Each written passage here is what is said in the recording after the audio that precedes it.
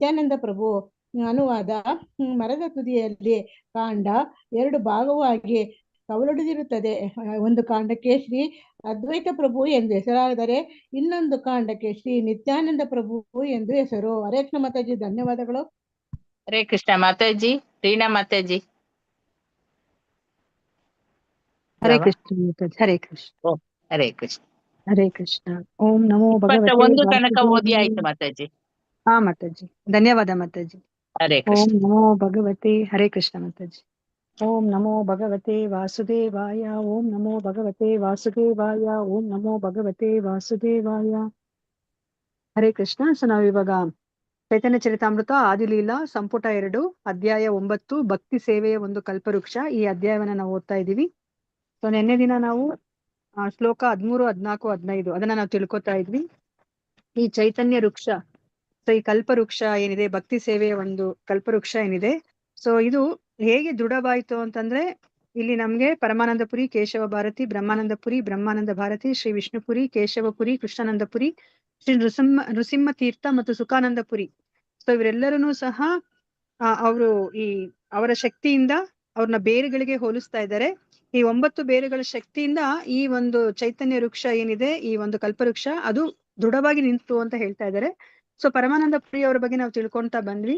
So ಪರಮಾನಂದ ಪುರಿಯವರನ್ನು ಸಹ ಚೈತನ್ಯ ಮಹಾಪ್ರಭುಗಳ ಗುರುಗಳು ಅಂದ್ರೆ ಈಶ್ವರಪುರಿ ಅವರ ಗುರುಗಳು ಮಾಧವೇಂದ್ರ ಪುರಿ ಅವರ ಶಿಷ್ಯರಾಗಿರ್ತಾರೆ. ಪರಮಾನಂದ ಪುರಿ ಅಂತಂದ್ರೆ ಅವ್ರಿಗೆ ಚೈತನ್ಯ ಮಹಾಪ್ರಭುಗೆ ತುಂಬಾ ಖುಷಿ ಅಲ್ವಾ. ನಾವು ನೋಡಿದ್ವಿ, ಅವರು ಏನು ಸನ್ಯಾಸವನ್ನ ತಗೊಂಡ್ಮೇಲೆ ಅವರು ಪರಮಾನಂದ ಪುರಿ ಅವ್ರನ್ನ ನೋಡಿದ ತಕ್ಷಣ ಅವ್ರಿಗೆ ಹೇಗ್ ಅನ್ನಿಸ್ತು ಅಂತಂದ್ರೆ, ಅವರ ಆ ಒಂದು ಸನ್ಯಾಸ ದೀಕ್ಷೆ ಸಾರ್ಥಕ ಆಯ್ತು, ಮತ್ತೆ ಅವರ ಒಂದು ಜನ್ಮನೇ ಸಾರ್ಥಕ ಆಯ್ತು ಅನ್ನೋ ತರ ಅವ್ರಿಗೆ ಭಾವಿಸ್ತಾರೆ. ಮತ್ತೆ ಅದಾದ್ಮೇಲೆ ನಾವು ತಿಳ್ಕೊಂಡ್ವಿ, ಪರಮಾನಂದ ಪುರಿ ಬೇರೆ ಯಾರು ಅಲ್ಲ, ಅವರು ಕೃಷ್ಣ ಲೀಲೆಯಲ್ಲಿರುವಂತಹ ಉದ್ದವ ಅಂತ ಹೇಳ್ಬಿಟ್ಟು ನಾವು ತಿಳ್ಕೊಂಡ್ವಿ. ಮತ್ತೆ ನಾವು ಕೇಶವ ಭಾರತಿಯವ್ರ ಬಗ್ಗೆ ಇವಾಗ ನಾವು ತಿಳ್ಕೊಬೇಕಾಗತ್ತೆ. ಸೊ ಇವಾಗ ಕೇಶವ ಭಾರತಿ ಯಾರು ಅಂತ ಹೇಳ್ಬಿಟ್ಟು ನೋಡೋಣ. ಸರಸ್ವತಿ, ಭಾರತಿ ಮತ್ತು ಪುರಿ ಸಂಪ್ರದಾಯಗಳು ದಕ್ಷಿಣ ಭಾರತದ ಶೃಂಗೇರಿ ಮಠದ ಸಂಪ್ರದಾಯಗಳಾಗಿದ್ದವು. ಸೊ ಇವಾಗ ಯಾವ ಹೆಸರು ಕೊನೆಯಲ್ಲಿ ಸರಸ್ವತಿ ಅಥವಾ ಭಾರತಿ, ಪುರಿ ಅಂತ ಬಂತಂದ್ರೆ, ಸೊ ಇದೆಲ್ಲನೂ ಸಹ ಆ ದಕ್ಷಿಣ ಭಾರತದ ಶೃಂಗೇರಿ ಮಠದ ಸಂಪ್ರದಾಯದಲ್ಲಿ ಬರುವಂತಹ ಆ ಹೆಸರುಗಳು ಅಂತ ಹೇಳ್ಬಿಟ್ಟು ಇಲ್ಲಿ ಹೇಳ್ತಾ ಇದ್ದಾರೆ. ಸೊ ಇಲ್ಲಿ ಶ್ರೀ ಕೇಶವ ಭಾರತಿ ಅಂತಂದ್ರೆ, ನಮ್ಗೆ ಆ ಭಾರತಿ ಅಂತ ನೋಡಿದ್ರೆ ಏನಾಗುತ್ತೆ, ಅದು ಶೃಂಗೇರಿ ಮಠದ ಸಂಪ್ರದಾಯದಲ್ಲಿ ಬರುವಂತವ್ರು ಅಂತ ನಮ್ಗೆ ಅನ್ಸುತ್ತೆ. ಆ ಸಮಯದಲ್ಲಿ ಕಟ್ಟ ಎಂಬಲ್ಲಿದ್ದ ಆಶ್ರಮ ಒಂದರಲ್ಲಿ ವಾಸವಾಗಿದ್ದರು. ಸೊ ಕೇಶವ ಭಾರತಿಯವರು ಎಲ್ಲಿ ವಾಸವಾಗಿದ್ರು? ಕಟ್ಟ ಅನ್ನೋ ಒಂದು ಜಾಗದಲ್ಲಿ, ಆ ಒಂದು ಗ್ರಾಮದಲ್ಲಿ ಇರುವಂತಹ ಒಂದು ಆಶ್ರಮದಲ್ಲಿ ಅವರು ವಾಸವಾಗಿರ್ತಾರೆ. ಅವರು ಭಾರತೀಯ ಸಂಪ್ರದಾಯಕ್ಕೆ ಸೇರಿದವರಾಗಿರ್ತಾರೆ. ಕೆಲವು ಅಧಿಕೃತ ಅಭಿಪ್ರಾಯಗಳ ಪ್ರಕಾರ ಕೇಶವ ಭಾರತಿಯವರು ಶಂಕರ ಸಂಪ್ರದಾಯಕ್ಕೆ ಸೇರಿದವರಾಗಿದ್ದರೂ ಈ ಮೊದಲು ವೈಷ್ಣವರೊಬ್ಬರಿಂದ ದೀಕ್ಷೆ ಪಡೆದಿದ್ದವರು. ಸೊ ಕೇಶವ ಭಾರತಿ ಅವ್ರು ಇವಾಗ ಶಂಕರ ಸಂಪ್ರದಾಯಕ್ಕೆ ಸೇರಿದ್ರು ಸಹ ಅವರು ಒಬ್ಬ ವೈಷ್ಣವರಿಂದ ದೀಕ್ಷೆ ಪಡೆದಿರ್ತಾರೆ. ಸೊ ಮಾಧವೇಂದ್ರ ಪುರಿ ಅವರಿಂದ ದೀಕ್ಷೆ ಪಡೆದಿದ್ದರಿಂದ ಇವರು ವೈಷ್ಣವರೆನಿಸಿಕೊಂಡರು ಮತ್ತು ಮಾಧವೇಂದ್ರ ಪುರಿ ಅವರಿಂದ ಸನ್ಯಾಸ ಪಡೆದರು ಎಂದು ಅನೇಕರು ಹೇಳುತ್ತಾರೆ. ಈಗ ಒಬ್ಬೊಬ್ರು ಒಂದೊಂದರ ಹೇಳ್ತಾ ಇದ್ದಾರೆ. ಮತ್ತೆ ಇವರು ಮಾಧವೇಂದ್ರ ಪುರಿ ಅಂದ್ರೆ ಚೈತನ್ಯ ಮಹಾಪ್ರಭುಗಳ ಗುರುಗಳು ಅವರಿಂದನೇ ಇವರು ದೀಕ್ಷೆ ತಗೊಂಡಿದ್ದಾರೆ ಅಂತ ಹೇಳ್ಬಿಟ್ಟು ಸಹ ಕೆಲವರು ಹೇಳ್ತಾರೆ. ಸೊ ಕೇಶವ ಭಾರತಿಯವರಿಂದ ಪ್ರಾರಂಭವಾದ ದೇವಾಲಯದ ಮತ್ತು ದೈವದ ಆರಾಧನೆ ಇಂದಿಗೂ ಬರದ್ವಾನ್ ಜಿಲ್ಲೆಯ ಖಾಂದಾರ ಅಂಚೆಗೊಳಪಟ್ಟಿರುವ ಕಾಟುಂದಿ ಎನ್ನುವ ಗ್ರಾಮದಲ್ಲಿ ಚಾಲ್ತಿಯಲ್ಲಿದೆ ಅಂತ ಹೇಳ್ತಾ ಇದ್ದಾರೆ. ಸೊ ಇವರು ಕೇಶವ ಭಾರತಿಯವರು ಒಂದು ದೇವಸ್ಥಾನವನ್ನ ಆರಂಭ ಮಾಡಿದ್ದಾರೆ. ಅದ್ ಈಗ್ಲೂ ಸಹ ಅಲ್ಲಿ ಪೂಜೆ ಪುನಸ್ಕಾರ ಎಲ್ಲ ನಡೀತಾ ಇದೆ ಅಂತ ಹೇಳ್ಬಿಟ್ಟು ಆ ಜಾಗದ ಹೆಸರನ್ನ ಹೇಳ್ತಾ ಇದ್ದಾರೆ. ಕಾಟುಂದಿ ಅನ್ನೋ ಗ್ರಾಮದಲ್ಲಿ ಇದೆ ಅಂತ ಹೇಳ್ಬಿಟ್ಟು ಹೇಳ್ತಾ ಇದ್ದಾರೆ. ಆ ಮಠದ ಆಡಳಿತದ ಪ್ರಕಾರ ಅಲ್ಲಿನ ಅರ್ಚಕರು ಕೇಶವ ಭಾರತಿಯವರ ವಂಶದವರು ಮತ್ತು ಕೆಲವರು ಇಲ್ಲಿ ದೇವರ ಪೂಜೆ ಮಾಡುವವರು ಕೇಶವ ಭಾರತಿಯವರ ಮಕ್ಕಳ ಸಂತತಿಯವರು ಎಂದು ಹೇಳುತ್ತಾರೆ ಅಂತ ಹೇಳ್ತಾ ಇದ್ದಾರೆ. ಸೊ ಇಲ್ಲಿ ಅಲ್ಲಿರುವಂತಹ ಅರ್ಚಕರು, ಆ ಕಾಟುಂದಿ ಗ್ರಾಮದಲ್ಲಿರುವಂತಹ ದೇವಸ್ಥಾನ ಯಾವುದು ಕೇಶವ ಭಾರತಿಯವರಿಂದ ಪ್ರಾರಂಭ ಆಗಿದೆಯೋ ಅಲ್ಲಿ ಈಗ ಅವರ ವಂಶದವರು ಅಲ್ಲಿ ಪೂಜೆ ಮಾಡ್ತಾ ಇದ್ದಾರೆ ಅಂತ ಹೇಳ್ಬಿಟ್ಟು ಕೆಲವರು ಹೇಳ್ತಾರೆ. ಅಂದ್ರೆ ಆ ಮಠದ ಆಡಳಿತದ ಪ್ರಕಾರ ಆ ತರ ಹೇಳ್ತಾರೆ. ಮತ್ತೆ ಇನ್ನ ಏನ್ ಹೇಳ್ತಾ ಇದ್ರೆ, ಅಲ್ಲಿ ದೇವ್ರ ಪೂಜೆ ಮಾಡ್ತಾ ಇದಾರಲ್ಲ, ಅಲ್ಲಿ ಅವರು ಕೇಶವ ಭಾರತಿಯವರ ಮಕ್ಕಳ ಸಂತತಿಯವರು ಅಂತ ಹೇಳ್ಬಿಟ್ಟು ಇಲ್ಲಿ ಹೇಳ್ತಾ ಇದ್ದಾರೆ. ಅವರ ಕೌಟುಂಬಿಕ ಜೀವನದಲ್ಲಿ ಅವರಿಗೆ 2 ಮಕ್ಕಳಿದ್ದರು, ನಿಶಾಪತಿ ಮತ್ತೆ ಉಷಾಪತಿ. ಅಂದ್ರೆ ಕೇಶವ ಭಾರತಿಯವರು ಕೌಟುಂಬಿಕ ಜೀವನ ಅಂದ್ರೆ ಅವರು ಮದ್ವೆ ಆಗಿದ್ರು ಅಂತ ಹೇಳ್ಬಿಟ್ಟು ನಮ್ಗೆ ಇಲ್ಲ ಗೊತ್ತಾಗ್ತಾ ಇದೆ. ಅವ್ರಿಗಿಬ್ರು ಮಕ್ಕಳು ಯಾರ್ಯಾರು ಅಂದ್ರೆ ನಿಶಾಪತಿ ಮತ್ತೆ ಉಷಾಪತಿ. ಶ್ರೀ ಭಕ್ತಿ ಸಿದ್ಧಾಂತ ಸರಸ್ವತಿ ಅವರು ಅಲ್ಲಿಗೊಮ್ಮೆ ಭೇಟಿ ನೀಡಿದ್ದಾಗ ನಿಶಾಪತಿಯ ಕುಟುಂಬಕ್ಕೆ ಸೇರಿದ ಶ್ರೀನಖಡಿ ಚಂದ್ರ ವಿದ್ಯಾರತ್ನ ಎನ್ನುವ ಒಬ್ಬ ಬ್ರಾಹ್ಮಣರು ಅಲ್ಲಿನ ಅರ್ಚಕರಾಗಿದ್ದರು. ಸೊ ಭಕ್ತಿ ಸಿದ್ಧಾಂತ ಸರಸ್ವತಿ ಠಾಕೂರ್ ಅವರು ಅಂದ್ರೆ ಭಕ್ತಿ ಆ ವೇದಾಂತ ಪ್ರಭುಪಾದ ಅವರ ಗುರುಗಳು ಭಕ್ತಿ ಸಿದ್ಧಾಂತ ಸರಸ್ವತಿ ಠಾಕೂರ್ ಅವರು ಅಲ್ಲಿಗೆ ಭೇಟಿ ನೀಡಿದ್ದಾಗ ಅವರ ಗೊತ್ತಾಗಿರುವಂತಹ ಮಾಹಿತಿ ಪ್ರಕಾರ ಏನು ಅಂತಂದ್ರೆ ಕೇಶವ ಭಾರತಿಯವರ ಒಬ್ಬ ಮಗ ನಿಶಾಪತಿ ಅವರ ಕುಟುಂಬಕ್ಕೆ ಸೇರಿರುವಂತಹ ಒಬ್ರು ಯಾರು ಶ್ರೀನಕಡಿ ಚಂದ್ರ ವಿದ್ಯಾರತ್ನ ಅನ್ನೋರು ಅಲ್ಲಿ ಅರ್ಚಕರಾಗಿದ್ರು ಅಂತ ಬಿಟ್ಟು ಹೇಳ್ತಾ ಇದಾರೆ. ಕೆಲವರ ಪ್ರಕಾರ ದೇವಾಲಯದ ಅರ್ಚಕರು ಕೇಶವ ಭಾರತಿಯವರ ಸೋದರನ ಕುಟುಂಬದವರು ಅಂತ ಹೇಳ್ತಾ ಇದಾರೆ. ಮತ್ತೆ ಇನ್ನ ಕೆಲವರು ಏನ್ ಹೇಳ್ತಾ ಇದಾರೆ, ಇಲ್ಲ ಕೇಶವ ಭಾರತಿಯವರ ಕುಟುಂಬದವರು ಅಂದ್ರೆ ಅವರ ಮಕ್ಕಳ ಸಂತತಿಯವರು ಅಲ್ಲಿಲ್ಲ, ಅವರ ಸೋದರ ಕೇಶವ ಭಾರತಿಯವರ ಸೋದರನ ಸಂತತಿಯವರು ಅಲ್ಲಿದ್ದಾರೆ ಅಂತ ಹೇಳ್ಬಿಟ್ಟು ಹೇಳ್ತಾ ಇದಾರೆ. ಸೊ ಕೇಶವ ಭಾರತಿಯವರ ಶಿಷ್ಯರಾಗಿದ್ದ ಮಾಧವ ಭಾರತಿಯವರ ಸಂತತಿಯವರು ಅರ್ಚಕರಾಗಿದ್ದರು. ಮತ್ತೆ ಇನ್ನ ಒಂದು ಅಭಿಪ್ರಾಯ ಹೇಳ್ತಾ ಇದ್ದಾರೆ. ಸೊ ಒಬ್ರು ಹೇಳ್ತಾ ಇದಾರೆ ಕೇಶವ ಭಾರತಿಯವರ ಮಕ್ಕಳು ಇದ್ದಾರೆ ಅಲ್ಲಿ, ಅವರ ಸಂತತಿಯವರು ಇದ್ದಾರೆ ಅಂತ ಹೇಳ್ತಾರೆ. ಇನ್ನೊಬ್ರು ಹೇಳ್ತಾ ಇದಾರೆ ಕೇಶವ ಭಾರತಿಯವರ ಸೋದರನ ಸಂತತಿಯವರು ಇದ್ದಾರೆ ಅಂತ ಹೇಳ್ತಾ ಇದಾರೆ. ಮತ್ತೆ ಇನ್ನೊಬ್ರು ಹೇಳ್ತಾ ಇದಾರೆ ಇಲ್ಲ ಕೇಶವ ಭಾರತಿಯವರ ಶಿಷ್ಯ ಇದಾರಲ್ಲ ಮಾಧವ ಭಾರತಿ ಅಂತ ಹೇಳ್ಬಿಟ್ಟು ಅವರ ಸಂತತಿಯವರು ಅಲ್ಲಿ ಅರ್ಚಕರಾಗಿದ್ದಾರೆ ಅಂತ ಹೇಳ್ಬಿಟ್ಟು ಹೇಳ್ತಾ ಇದಾರೆ. ಮಾಧವ ಭಾರತಿ ಅವರ ಶಿಷ್ಯ ಬಾಲಭದ್ರ ಮುಂದೆ ತಾವು ಭಾರತೀಯ ಸಂಪ್ರದಾಯದ ಪ್ರಕಾರ ಸನ್ಯಾಸಿ ಆದವರು. ಅಂದ್ರೆ ಕೇಶವ ಭಾರತಿ ಅವರ ಶಿಷ್ಯ ಮಾಧವ ಭಾರತಿ, ಅವರ ಶಿಷ್ಯ ಬಾಲಭದ್ರ, ಅವರು ಭಾರತೀಯ ಸಂಪ್ರದಾಯದ ಪ್ರಕಾರ ಅವರು ಸನ್ಯಾಸಿ ಆಗ್ತಾರೆ. ಅವರಿಗೆ ದಾಂಪತ್ಯ ಜೀವನದಲ್ಲಿ ಮದನ ಮತ್ತು ಗೋಪಾಲ ಎಂಬಿಬ್ಬರು ಮಕ್ಕಳಿದ್ದರು. ಭಾರತಿ ಎನ್ನುವ ವಂಶನಾಮವಿದ್ದ ಮದನ ಔರಿಯ ಎನ್ನುವ ಗ್ರಾಮದಲ್ಲಿ ವಾಸ ಮಾಡಿದರು ಮತ್ತು ಬ್ರಹ್ಮಚಾರಿ ವಂಶ ನಾಮದ ಗೋಪಾಲ ದೆಂದುಡ ಎನ್ನುವ ಗ್ರಾಮದಲ್ಲಿ ವಾಸಿಸಿದರು. ಸೊ ಈಗ ಅವರ ಶಿಷ್ಯರ ಬಗ್ಗೆ ಅವ್ರು ಎಲ್ಲಿ ವಾಸ ಮಾಡ್ತಿದ್ರು ಅಂತ ಹೇಳ್ಬಿಟ್ಟು ಇಲ್ಲಿ ಹೇಳ್ತಾ ಇದ್ದಾರೆ. ಇವೆರಡು ಕುಟುಂಬಗಳ ಸಂತತಿಯ ಅನೇಕರು ಇನ್ನೂ ಜೀವಿಸಿದ್ದಾರೆ ಅಂತ ಹೇಳ್ತಿದ್ದಾರೆ. ಇನ್ನ ಅಂದ್ರೆ ಕೇಶವ ಭಾರತಿಯವರ ಶಿಷ್ಯನ ಅವರ ಕುಟುಂಬದವರು ಇನ್ನೂ ಈಗ್ಲೂ ಇದ್ದಾರೆ ಅಂತ ಹೇಳ್ಬಿಟ್ಟು ಹೇಳ್ತಾ ಇದ್ದಾರೆ. ಗೌರ ಗಣೋದ್ದೇಶ ದೀಪಿಕಾದಲ್ಲಿ ಹೀಗೆ ಹೇಳಿದೆ, ಸಾಂದೀಪನಿ ಮುನಿ ಕೃಷ್ಣ ಬಲರಾಮರಿಗೆ ಉಪನಯನವನ್ನು ಮಾಡಿಸಿದವರು, ಅನಂತರ ಕೇಶವ ಭಾರತಿ ಆದರು. ಸೊ ಇವಾಗ ಗೌರ ಗಣೋದ್ದೇಶ ದೀಪಿಕಾದಲ್ಲಿ ಏನನ್ನ ಹೇಳ್ತಾ ಇದ್ದಾರೆ, ಸೊ ಕೃಷ್ಣ ಬಲರಾಮರಿಗೆ ಯಾರು ವಿದ್ಯಾಭ್ಯಾಸವನ್ನ ಕೊಟ್ಟಿಸಿದ್ದು ಮತ್ತೆ ಉಪನಯನವನ್ನ ಮಾಡಿದವರು ಸಾಂದೀಪನಿ ಮುನಿಗಳು ಅಲ್ವಾ. ಕೃಷ್ಣ ಬಲರಾಮ ಅವರು ಮಥುರಾ ನಗರಕ್ಕೆ ಹೋದ್ಮೇಲೆ ಅವರು ಕಂಸನನ್ನ ಸಂಹಾರ ಮಾಡಿದ್ಮೇಲೆ ಸಾಂದೀಪನಿ ಮುನಿಯ ಬಳಿ ಅವರು 64 ವಿದ್ಯೆಗಳನ್ನ ಕೇವಲ ಕೆಲವೇ ದಿನಗಳಲ್ಲಿ ಅವರು ಕಲ್ತ್ಕೊಂಡ್ಬಿಟ್ಟು ಬರ್ತಾರೆ ಅಲ್ವಾ. ಸೊ ಆ ಸಾಂದೀಪನಿ ಮುನಿಯವರೇನೆ ಈಗ ಚೈತನ್ಯ ಪ್ರಭುಗಳಾಗಿ ಬಂದಾಗ ಕೃಷ್ಣ ಅವರು ಕೇಶವ ಭಾರತಿ ಆದ್ರು ಅಂತ ಹೇಳ್ಬಿಟ್ಟು ಹೇಳ್ತಾ ಇದ್ದಾರೆ. ಶ್ರೀ ಚೈತನ್ಯ ಮಹಾಪ್ರಭು ಅವರಿಗೆ ಸನ್ಯಾಸವನ್ನು ನೀಡಿದವರು ಇವರು ಅಲ್ವಾ. ನಮಗ್ ಗೊತ್ತಿರೋ ಹಾಗೇನೆ ಆ ಕಟ್ವಾ ಗ್ರಾಮದಲ್ಲಿ ಕೇಶವ ಭಾರತಿಯವರನ್ನೇ ಚೈತನ್ಯ ಮಹಾಪ್ರಭುಗಳಿಗೆ ದೀಕ್ಷೆಯನ್ನ ಕೊಟ್ಟಿರೋದು. ಗೌರ ಗಣೋದ್ದೇಶ ದೀಪಿಕಾದಲ್ಲಿ 117 ಕೇಶವ ಭಾರತಿಯವರ ಬಗ್ಗೆ ಇನ್ನೊಂದು ಹೇಳಿಕೆ ಇದೆ. ಇತಿ ಕಿಚಿತ್ ಪ್ರಭಾ ಶಾಂತೆ ಕ್ರೂರಃ ಕೇಶವ ಭಾರತಿ. ಕೆಲವು ಅಧಿಕೃತ ಅಭಿಪ್ರಾಯಗಳ ಪ್ರಕಾರ ಕೇಶವ ಭಾರತಿಯವರು ಅಕ್ರೂರನ ಅವತಾರ. ನೋಡಿ ಇವಾಗ ಒಂದು ಗೌರ ಗಣೋದ್ದೇಶ ದೀಪಿಕಾದಲ್ಲಿ ಅವರು ಸಾಂದೀಪನಿ ಮುನಿ ಆಗಿದ್ರು ಕೃಷ್ಣ ಲೀಲೆಯಲ್ಲಿ ಅಂತ ಹೇಳ್ತಾ ಇದ್ದಾರೆ. ಮತ್ತೆ ಇಲ್ಲಿ ಗೌರ ಗಣೋದ್ದೇಶ ದೀಪಿಕಾದಲ್ಲೇನೆ ಇನ್ನ ಒಂದು ಹೇಳಿಕೆ ಹೇಳ್ತಾ ಇದ್ದಾರೆ, ಏನಂತಂದ್ರೆ ಕೇಶವ ಭಾರತಿ ಬೇರೆ ಯಾರು ಅಲ್ಲ, ಅವರು ಅಕ್ರೂರನ ಅವತಾರ ಅಂತ ಹೇಳ್ತಾ ಇದ್ದಾರೆ.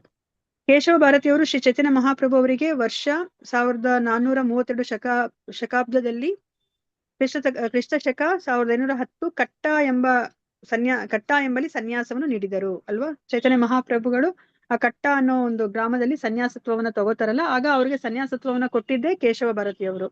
ಸೊ ಇದು ವೈಷ್ಣವ ಮಂಜೂಷ ಭಾಗ 2ರಲ್ಲಿ ಹೇಳಲಾಗಿದೆ ಅಂತ ಹೇಳ್ತಾ ಇದ್ದಾರೆ. ಸೊ ಈಗ ನಮ್ಗೆ 3ನೇ ಸನ್ಯಾಸಿಯವರ ಬಗ್ಗೆ ಹೇಳ್ತಾ ಇದ್ದಾರೆ, ಬ್ರಹ್ಮಾನಂದ ಪುರಿಯವರ ಬಗ್ಗೆ ಹೇಳ್ತಾ ಇದ್ದಾರೆ.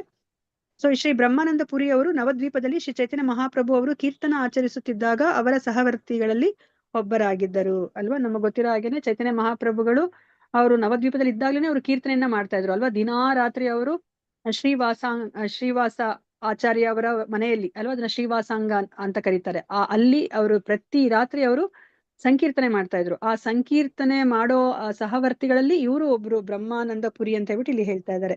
ಅದಾದ್ಮೇಲೆ ಅವರು ಚೈತನ್ಯ ಮಹಾಪ್ರಭುಗಳು ಜಗನ್ನಾಥಪುರಿ ಸನ್ಯಾಸತ್ವವನ್ನು ತಗೊಂಡು ಜಗನ್ನಾಥಪುರಿಗೆ ಹೋದ್ಮೇಲೆ ಅವರ ಜೊತೆ ಅವರು ಇರ್ತಾರೆ.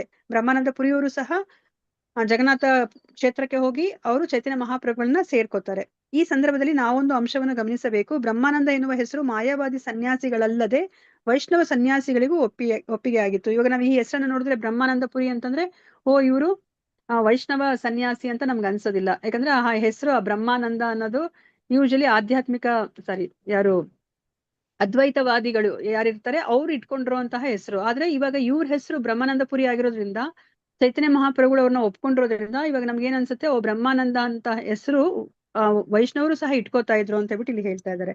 ನಮ್ಮ ಒಬ್ಬ ಬುದ್ಧಿಗೇಡಿ ದೇವ ಸೋದರ ನಮ್ಮ ಸನ್ಯಾಸಿ ಬ್ರಹ್ಮಾನಂದ ಸ್ವಾಮಿ ಅವರನ್ನು ಟ್ವೀಕಿಸಿ ಇದೊಂದು ಮಾಯಾವಾದಿ ಹೆಸರು ಎಂದು ಹೇಳಿದ. ಸೊ ಈಗ ಚೈತನ್ಯ ಪ್ರಭುಪಾದರು ಹೇಳ್ತಾ ಇದ್ದಾರೆ, ಈಗ ಅವರ ಸೋದರ ಸನ್ಯಾಸಿ ಒಬ್ರು ಏನ್ ಹೇಳ್ತಾ ಇದ್ದಾರೆ, ದೇವ ಸೋದರ ಅವರು ಬ್ರಹ್ಮಾನಂದ ಪುರಿಯವರ ಹೆಸರನ್ನ ಅವರು ಟೀಕಿಸ್ತಾರೆ. ಇದು ಒಂದು ಮಾಯಾವಾದಿ ಹೆಸರು ಅಂತ ಹೇಳ್ಬಿಟ್ಟು ಹೇಳ್ತಾರೆ. ಆದರೆ ಈ ಬುದ್ಧಿಗೇಡಿ ಮನುಷ್ಯನಿಗೆ ಬ್ರಹ್ಮಾನಂದರು ಯಾವಾಗಲೂ ಮಾಯಾವಾದಿ ಬ್ರಹ್ಮನನ್ನು ಉಲ್ಲೇಖಿಸುತ್ತಿರಲಿಲ್ಲ ಅಲ್ವಾ. ಬ್ರಹ್ಮಾನಂದ ಅಂದ ತಕ್ಷಣ ನಾವು ಆ ಮಾಯಾವಾದಿಗಳು ಆ ಬ್ರಹ್ಮಾನಂದವನ್ನ ಪಡಿತಾರೆ, ಅದೇ ಒಂದು ಪರಮ ಸತ್ಯ, ಅದೇ ಏನು ಕೊನೆ ಅಂತ ಅನ್ಕೋತಾರಲ್ವಾ. ಪರಮ ಸತ್ಯದ ಕೊನೆ ಅಂತಂದ್ರೆ ಆ ಬ್ರಹ್ಮಾನಂದವನ್ನ ಪಡೆಯೋದೆ ಅಂತ ಅವ್ರು ಏನ್ ಅನ್ಕೊಂಡಿದಾರಲ್ಲ, ಯಾವಾಗ್ಲೂ ಆ ಬ್ರಹ್ಮಾನಂದ ಅಂತ ಹೆಸರು ನಾವು ಕೇಳಿದ್ರೆ ಅದು ಆ ಮಾಯಾವಾದಿಗಳು ಏನು ಅರ್ಥ ಮಾಡ್ಕೊಂಡಿದ್ದಾರೆ ಅದೇ ಬ್ರಹ್ಮಾನಂದ ಅಲ್ಲ ಅಂತ ಹೇಳ್ಬಿಟ್ಟು ಇಲ್ಲಿ ಹೇಳ್ತಾ ಇದ್ದಾರೆ ಅಲ್ವಾ. ಇವಾಗ ನಾವು ಎಷ್ಟೊಂದ್ಸತಿ ಇವಾಗ ಆತ್ಮವನ್ನು ಸಹ ನಾವಿವಾಗ ಆ ಒಂದು ವಾಕ್ಯದಲ್ಲಿ ಬರೋ ಪ್ರಕಾರ ನಾವು ಆ ಆತ್ಮವನ್ನ ನಾವು ದೇಹ ಅಂತಾನೂ ನಾವು ಅರ್ಥ ಮಾಡ್ಕೋತೀವಿ, ಮನಸ್ಸು ಅಂತಾನೂ ಸಹ ನಾವು ಅರ್ಥ ಮಾಡ್ಕೋತೀವಿ ಅಲ್ವಾ. ಮತ್ತೆ ಒಂದೊಂದ್ಸತಿ ಆತ್ಮ ಅಂತಂದ್ರೆ ಪರಮಾತ್ಮನಿಗೂ ಸಹ ಆ ಆತ್ಮ ಅನ್ನೋ ಒಂದು ಹೆಸರಿಂದ ನಾವು ಆ ವಾಕ್ಯದಲ್ಲಿ ಅದನ್ನ ಉಪಯೋಗಿಸ್ತೀವಿ. ಪರಬ್ರಹ್ಮನಾದ ಪರಮಪುರುಷ ಬ್ರಹ್ಮನೇ ಕೃಷ್ಣ. ಆದ್ದರಿಂದ ಕೃಷ್ಣ ಭಕ್ತನೊಬ್ಬನನ್ನು ಬ್ರಹ್ಮಾನಂದ ಎಂದು ಕರೆಯಬಹುದು ಅಲ್ವಾ. ನಮ್ಗೆ ಗೊತ್ತಿರೋ ಹಾಗೇನೆ ಪ್ರಭುಪಾದ್ರಿಗೂ ಸಹ ಒಬ್ಬ ಬ್ರಹ್ಮಾನಂದ ಅಂತ ಹೇಳ್ಬಿಟ್ಟು ಶಿಷ್ಯ ಇದ್ರು ಅಲ್ವಾ. ಸೊ ಅವರು ತುಂಬಾ ಕಟ್ಟು ಮಸ್ತಾಗಿದ್ರು. ಅವರು ಪ್ರಭುಪಾದ್ರನ್ನ ಅವರು ರಕ್ಷಣೆ ಮಾಡ್ತಾ ಇದ್ರು ಎಲ್ಲಾ ಸಮಯದಲ್ಲಿ. ಬ್ರಹ್ಮಾನಂದ ಪುರಿ ಅವರು ಶ್ರೀ ಚೈತನ್ಯ ಮಹಾಪ್ರಭು ಅವರ ಪ್ರಮುಖ ಸನ್ಯಾಸಿ ಸಹವರ್ತಿಯಲ್ಲೊಬ್ಬರಾಗಿದ್ದರು ಎನ್ನುವುದರಿಂದಲೇ ನಿಜ ಸ್ಥಿತಿ ವಿಷದವಾಗುತ್ತದೆ ಅಲ್ವಾ. ಅಂದ್ರೆ ಇವಾಗ ಬ್ರಹ್ಮಾನಂದ ಪುರಿ ಅವರು ಚೈತನ್ಯ ಮಹಾಪ್ರಭುಗಳ ಸಹವರ್ತಿ ಆಗಿದ್ದಾರೆ ಅಂದ್ರೆ ಅರ್ಥ ಆಗ್ತಿದೆ ಆ ಬ್ರಹ್ಮಾನಂದ ಅನ್ನೋ ಒಂದು ಹೆಸರನ್ನ ವೈಷ್ಣವರು ಒಪ್ಪಿಕೊಂಡಿದ್ರು ಅಂತ ಹೇಳ್ಬಿಟ್ಟು ಅಂತ ಇಲ್ಲಿ ಹೇಳ್ತಾ ಇದ್ದಾರೆ. ಸೊ ಈಗ ಮತ್ತೆ ಈಗ ನಮ್ಗೆ 4ನೇ ಸನ್ಯಾಸಿ ಬಗ್ಗೆ ಹೇಳ್ತಾ ಇದ್ದಾರೆ, ಬ್ರಹ್ಮಾನಂದ ಭಾರತಿ. ಸೊ ಬ್ರಹ್ಮಾನಂದ ಭಾರತಿಯವರು ಶ್ರೀ ಚೈತನ್ಯ ಮಹಾಪ್ರಭು ಅವರನ್ನು ನೋಡಲು ಜಗನ್ನಾಥ ಧಾಮಕ್ಕೆ ಹೋದರು. ಸೊ ಈಗ ಬ್ರಹ್ಮಾನಂದ ಭಾರತಿಯವರು ಚೈತನ್ಯ ಮಹಾಪ್ರಭುಗಳನ್ನ ದರ್ಶನ ಮಾಡ್ಬೇಕು ಅಂತ ಹೇಳ್ಬಿಟ್ಟು ಅವರು ಚೈತನ್ಯ ಮಹಾಪ್ರಭುಗಳು ಜಗನ್ನಾಥ ಕ್ಷೇತ್ರದಲ್ಲಿ ಇದಾರಲ್ಲ ಅಲ್ಲಿಗೆ ಹೋಗ್ತಾರೆ. ಆ ಸಂದರ್ಭದಲ್ಲಿ ಅವರು ಒಂದು ಜಿಂಕೆ ಚರ್ಮದಿಂದ ಮೈಯನ್ನ ಮುಚ್ಚಿಕೊಂಡಿದ್ದರು. ಇಲ್ಲಿ ಒಂದು ಅವರು ಭೇಟಿಯಾಗಿರೋ ಸಂದರ್ಭವನ್ನ ಹೇಳ್ತಾ ಇದ್ದಾರೆ. ಅವರು ಭೇಟಿ ಮಾಡ್ಲಿಕ್ಕೆ ಬಂದಾಗ ಅವರು ಜಿಂಕೆ ಚರ್ಮದಿಂದ ಅವ್ರು ಮೈಯನ್ನ ಮುಚ್ಕೊಂಡಿರ್ತಾರೆ. ಆದ್ರೆ ಚೈತನ್ಯ ಮಹಾಪ್ರಭುಗಳಿಗೆ ಅವರು ಜಿಂಕೆ ಚರ್ಮ ಹೊತ್ಕೊಂಡಿರ್ತಾರಲ್ಲ ಅದು ಇಷ್ಟ ಆಗೋದಿಲ್ಲ. ಆದ್ರೆ ಅವ್ರು ಅದನ್ನ ನೇರವಾಗಿ ಹೇಳೋದಿಲ್ಲ, ಪರೋಕ್ಷವಾಗಿ ಹೇಳ್ತಾರೆ. ಅವಾಗ ಬ್ರಹ್ಮಾನಂದ ಭಾರತಿ ಏನ್ ಮಾಡ್ತಾರೆ, ಅವ್ರು ಬೇಜಾರ್ ಮಾಡ್ಕೊಳೋದಿಲ್ಲ. ನೋಡಿ ಇವಾಗ ಚೈತನ್ಯ ಮಹಾಪ್ರಭುಗಳ ಸಂತೋಷವೇ ಇವರ ಸಂತೋಷ. ಅವ್ರು ಅವಾಗ್ಲೇ ಇಮಿಡಿಯೇಟ್ ಆಗಿ ಅದನ್ನ ತ್ಯಜಿಸ್ತಾರೆ ಆ ಒಂದು ಹೊದಿಕೆಯನ್ನ ಅಲ್ವಾ. ಇದೇ ತರ ಒಬ್ರನ್ನು ಸಹ ಚೈತನ್ಯ ಮಹಾಪ್ರಭುಗಳಿಗೆ ಅದು ಇಷ್ಟ ಆಗ್ಲಿಲ್ಲ ಅಂತ ಗೊತ್ತಾಗಿ ಅವರು ಸಹ ಅದನ್ನ ಇಮಿಡಿಯೇಟ್ ಆಗಿ ತ್ಯಜಿಸ್ತಾರೆ. ಯಾರವರು? ಸನಾತನ ಗೋಸ್ವಾಮಿ. ಹರಿ ಬೋಲ್ ಮಾತಾಜಿ, ಸನಾತನ ಗೋಸ್ವಾಮಿ ಅವರು ಅಲ್ವಾ. ಸೊ ಅವ್ರಿಗೆ ಅವ್ರ ಭಾವ ಕೊಟ್ಟಿರುವಂತಹ ಒಂದು ಶಾಲನ್ನ ಹಾಕೊಂಡಿರ್ತಾರೆ. ಸೊ ಚೈತನ್ಯ ಮಹಾಪ್ರಭುಗಳಿಗೆ ಇವ್ರು ಎಲ್ಲವನ್ನ ತ್ಯಜಿಸಿದ್ದಾರೆ, ಆದ್ರೆ ಇದೊಂದು ಶಾಲನ್ನ ಇಟ್ಕೊಂಡಿದಾರಲ್ಲ ಅಂತ ಹೇಳ್ಬಿಟ್ಟು ಅವ್ರಿಗೆ ಒಂದು ಕ್ಷಣ ಅವ್ರಿಗೆ ಹಂಗ ಅನ್ಸುತ್ತೆ ಅಲ್ವಾ. ಸೊ ಇದನ್ನ ಸನಾತನ ಗೋಸ್ವಾಮಿ ಅವರಿಗೆ ಅರ್ಥ ಆಗುತ್ತೆ ಅಲ್ವಾ. ಅವ್ರೇನ್ ಮಾಡ್ತಾರೆ, ಅದನ್ನ ಅವರು ಆ ಗಂಗಾ ನದಿ ತೀರದಲ್ಲಿ ಒಬ್ಬ ಏನು ಅವರು ಬಟ್ಟೆಗಳನ್ನ ಒಗಿತಾ ಇರೋನ್ ಹತ್ರ ಈ ಶಾಲನ್ನ, ತುಂಬಾ ದುಬಾರಿಯಾದಂತ ಶಾಲನ್ನ ಕೊಟ್ಬಿಟ್ಟು ಅವ್ರ ಹತ್ರ ಇರೋ ಒಂದು ಹಳೆ ವಸ್ತ್ರವನ್ನ ಅವರು ಇಸ್ಕೋತಾರೆ ಅಲ್ವಾ. ಇಸ್ಕೊಂಡು ಅದನ್ನ ಅವರು ಹೊತ್ಕೋತಾರೆ. ಸೊ ನೋಡಿ ಅದೇ ತರ ಇಲ್ಲೂ ಸಹ ಬ್ರಹ್ಮಾನಂದ ಭಾರತಿಯವರು ಇಮಿಡಿಯೇಟ್ ಆಗಿ ಆ ಜಿಂಕೆ ಚರ್ಮವನ್ನ ಬಿಟ್ಬಿಟ್ಟು ಅವರು ಎಲ್ಲಾ ವೈಷ್ಣವ ಸನ್ಯಾಸಿಗಳು ಉಪಯೋಗಿಸುವಂತಹ ಅರಿಶಿನ ಬಣ್ಣದ ಒಂದು ಕೋಪಿನವನ್ನ ಅವರು ಉಟ್ಕೋತಾರೆ. ಸೊ ಅವ್ರೂ ಸಹ ಒಂದ್ ಸ್ವಲ್ಪ ದಿನ ಜಗನ್ನಾಥಪುರಿಯಲ್ಲಿ ಚೈತನ್ಯ ಮಹಾಪ್ರಭುಗಳ ಜೊತೆ ವಾಸ ಮಾಡ್ತಾರೆ. ಮತ್ತೆ ಶ್ಲೋಕ 16 ಪ್ರಭುಪಾದರು ಅನುವಾದದಲ್ಲಿ ಹೇಳ್ತಾ ಇದ್ದಾರೆ, ಶಾಂತಚಿತ್ತರು ಮತ್ತು ಮನಸ್ಸಿನ ಮೇಲೆ ಅಚ್ಚೊತ್ತಿರುವಂತವರು ಆದ ಪರಮಾನಂದ ಪುರಿ ಅವರು ಮೂಲ ಬೇರಾಗಿ ಮತ್ತು ಇತರ 8 ಬೇರುಗಳು 8 ದಿಕ್ಕುಗಳಲ್ಲಿ ಬೇರೂರಿರುವಾಗ ಚೈತನ್ಯ ಮಹಾಪ್ರಭು ಎನ್ನುವ ವೃಕ್ಷ ಸ್ಥಿರವಾಗಿ ನಿಂತಿತ್ತು ಅಂತ ಹೇಳ್ತಾ ಇದ್ದಾರೆ. ಸೊ ಇವಾಗ ನೋಡಿ ಇಲ್ಲಿ 9 ಜನರ ಸನ್ಯಾಸಿಗಳನ್ನ ನಮ್ಗೆ ಹೇಳಿದ್ರು ಇಂದಿನ ಶ್ಲೋಕದಲ್ಲಿ. ಆ 9 ಜನದಲ್ಲಿ ಈಗ ಪರಮಾನಂದ ಪುರಿ ಅವ್ರನ್ನ ಇಲ್ಲಿ ಏನು ಮೂಲ ಬೇರಾಗಿ ಇಲ್ಲಿ ಹೇಳ್ತಾ ಇದ್ದಾರೆ ಅಲ್ವಾ. ಪರಮಾನಂದ ಪುರಿ ಯಾರಂತ ನಾವು ತಿಳ್ಕೊಂಡ್ವಿ, ಉದ್ದವ ಅಲ್ವಾ. ಅವ್ರನ್ನ ಇಲ್ಲಿ ಮೂಲ ಬೇರಾಗಿ ನಮ್ಗೆ ಇಲ್ಲಿ ಹೇಳ್ತಾ ಇದ್ದಾರೆ. ಮತ್ತೆ ಇನ್ನ ಮಿಕ್ಕಿರೋ ಎಲ್ಲ ಸನ್ಯಾಸಿಗಳು, ಇನ್ನ 8 ಜನ ಸನ್ಯಾಸಿಗಳು ಸಹ ಅವರು ಆ ಮೂಲ ಬೇರಿನಿಂದ 8 ಬೇರುಗಳು ಬರುತ್ತೆ. ಮತ್ತೆ ಅದು 8 ದಿಕ್ಕುಗಳಲ್ಲಿ ಆ ಒಂದು ವೃಕ್ಷವನ್ನ ಸ್ಥಿರವಾಗಿ ನಿಂತ್ಕೊಳ್ಳೋ ತರ ಅದು ಮಾಡುತ್ತೆ. ಈ ಒಂದು ಚೈತನ್ಯ ಮಹಾಪ್ರಭು ಅನ್ನೋ ವೃಕ್ಷವನ್ನ ಅದು ಸ್ಥಿರವಾಗಿ ನಿಂತ್ಕೊಳ್ಳೋ ತರ ಮಾಡುತ್ತೆ. ನಮ್ಗೆ ಇಲ್ಲಿ ವಿವರಣೆಯನ್ನ ಪ್ರಭುಪಾದರು 4 ಸನ್ಯಾಸಿಗಳ ವಿವರಣೆಯನ್ನ ನಮ್ಗೆ ಕೊಟ್ಟಿದ್ದಾರೆ. ಶ್ಲೋಕ 17 ಎಷ್ಟು 4 ಜನ ಅಲ್ವಾ, 1 2 3 4 ಜನದ ಬಗ್ಗೆ ಕೊಟ್ಟಿದ್ದಾರೆ. ಸೊ ಶ್ಲೋಕ 17 ಏನನ್ನ ಹೇಳ್ತಾ ಇದ್ದಾರೆ, ಈ ಕಾಂಡದಿಂದ ಅನೇಕ ರೆಂಬೆಗಳು ಬೆಳೆದಿವೆ ಮತ್ತು ಅವುಗಳ ಮೇಲೆ ಬೇಕಾದಷ್ಟು ಇತರ ರೆಂಬೆಗಳು ಬೆಳೆದಿವೆ. ಸೊ ಈ ವೃಕ್ಷ ಸ್ಥಿರವಾಗಿ ನಿಂತ ಮೇಲೆ ಏನಾಗತ್ತೆ, ಸೊ ಅದು ಮೊಳಕೆ ಒಡೆದ್ಮೇಲೆ ಅದಕ್ಕೆ ಅದರ ಕಾಂಡದಿಂದ ಅನೇಕ ರೆಂಬೆಗಳು ಬರ್ತಾ ಇದೆ.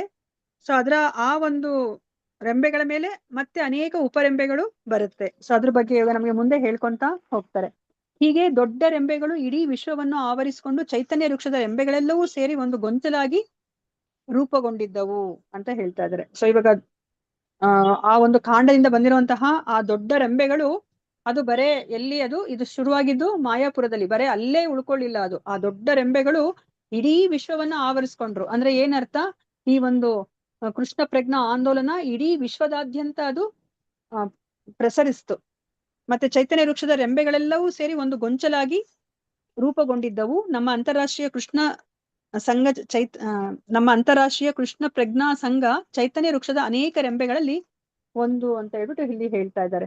ಸೊ ಇವಾಗ ಕೃಷ್ಣ ಪ್ರಜ್ಞೆ ಸಂಸ್ಥೆ ಏನು ಪ್ರಭುಪಾದರು ಮಾಡಿದರೆ ಇಸ್ಕಾನ್ ಅಂತ ಹೇಳ್ಬಿಟ್ಟು, ಅದು ಈ ಅನೇಕ ರೆಂಬೆಗಳು ಬಂದಿದೆ ಈಗ ಚೈತನ್ಯ ಮಹಾಪ್ರಭುಗಳ ಆ ಒಂದು ವೃಕ್ಷದಿಂದ. ಅದರಲ್ಲಿ ಒಂದು ರೆಂಬೆ ಅಂತ ಹೇಳ್ಬಿಟ್ಟು ಈಗ ಚೈತನ್ಯ ಮಹಾಪ್ರಭುಗಳು ಹೇಳ್ತಾ ಇದ್ದಾರೆ.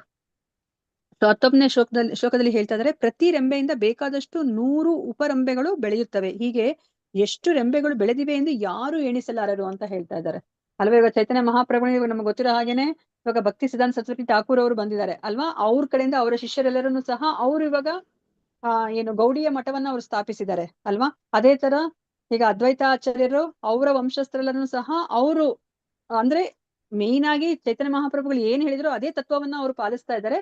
ಆದ್ರೆ ಅದೆಲ್ಲನೂ ಸಹ ಇವಾಗ ಬೇರೆ ಬೇರೆ ರೆಂಬೆಗಳಾಗಿ ಈಗ ನಾವು ಅರ್ಥ ಮಾಡ್ಕೋಬೇಕಾಗತ್ತೆ.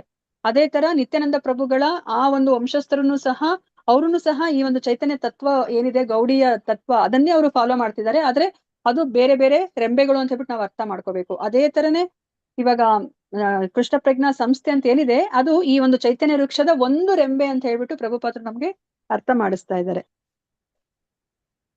ಮತ್ತೆ ಎಷ್ಟು ರೆಂಬೆಗಳು ಬಂದಿದೆ ಅಂತ ಹೇಳ್ಬಿಟ್ಟು ಯಾರಿಗೂ ಎಣಿಸ್ಲಿಕ್ಕೆ ಆಗೋದಿಲ್ಲ ಅಂತ ಹೇಳ್ಬಿಟ್ಟು ಹೇಳ್ತಾ ಇದ್ದಾರೆ. ಅಂದ್ರೆ ಅಷ್ಟು ವಿಶಾಲವಾಗಿ ಈ ಒಂದು ಚೈತನ್ಯ ವೃಕ್ಷ ಎಲ್ಲ ಕಡೆ ಹರಡಿದೆ ಅಂತ ಹೇಳ್ಬಿಟ್ಟು ಇಲ್ಲಿ ಹೇಳ್ತಾ ಇದ್ದಾರೆ. ಶ್ಲೋಕ 20, ಈ ಅಸಂಖ್ಯಾತ ರೆಂಬೆಗಳಲ್ಲಿ ಕೆಲವನ್ನು ಹೆಸರಿಸಲು ಪ್ರಯತ್ನಿಸುತ್ತೇನೆ, ದಯವಿಟ್ಟು ಚೈತನ್ಯ ವೃಕ್ಷದ ವಿವರಣೆಯನ್ನು ಆಲಿಸಿ. ನೋಡಿ ಇಲ್ಲಿ ಕೃಷ್ಣದಾಸ ಕವಿರಾಜ ಗೋಸ್ವಾಮಿ ಅವರು ಇವಾಗ ಏನ್ ಮಾಡ್ಲಿಕ್ಕೆ ಹೊರಟಿದ್ದಾರೆ, ಅಲ್ಲಿ ಏನು 100 ರೆಂಬೆಗಳು ಬಂದಿದೆ ಅಲ್ವಾ, ಅದ್ರಲ್ಲಿ ಕೆಲವನ್ ಮಾತ್ರ ನಾನು ಹೆಸರು ಹೇಳಲಿಕ್ಕೆ ಪ್ರಯತ್ನಿಸ್ತೀನಿ ಅಂತ ಹೇಳ್ಬಿಟ್ಟು ಅದನ್ನ ನೀವು ದಯವಿಟ್ಟು ಅಂತ ಹೇಳ್ಬಿಟ್ಟು ನಮ್ಗೆ ಹೇಳ್ತಾ ಇದ್ದಾರೆ ಅಲ್ವಾ. ನಾವು ಬೇಜಾರ್ ಮಾಡ್ಕೊಂಡಿಲ್ಲ, ಇದೇನಿದು ಆ ರೆಂಬೆ ಈ ರೆಂಬೆ ಅನ್ಕೊಂಡು ಹೇಳ್ತಾರೆ ಅಂತ ಹೇಳ್ಬಿಟ್ಟು ನಾವು ಬೇಜಾರ್ ಮಾಡ್ಕೊಳಂಗಿಲ್ಲ ಅಲ್ವಾ. ಯಾಕಂದ್ರೆ ನಾವು ಆ ಹೆಸರನ್ನ ಆ ಹೆಸರೇ ನಮ್ಮ ಕಿವಿಗೆ ಬಿದ್ರೆ ನಾವು ಪುನೀತರಾಗ್ತೀವಿ, ಪಾವನರಾಗ್ತೀವಿ ಅಲ್ವಾ. ದಯವಿಟ್ಟು ಆಲಿಸಿ ಅಂತ ಹೇಳ್ಬಿಟ್ಟು ಇಲ್ಲಿ ಕೃಷ್ಣದಾಸ ಕವಿರಾಜ ಗೋಸ್ವಾಮಿ ಅವರು ಇಲ್ಲಿ ನಮ್ಗೆ ಕೇಳ್ಕೊತಾ ಇದ್ದಾರೆ. ಮಾತಾಜಿ 21 ಓದಿದ್ದೀರಾ ಮಾತಾಜಿ?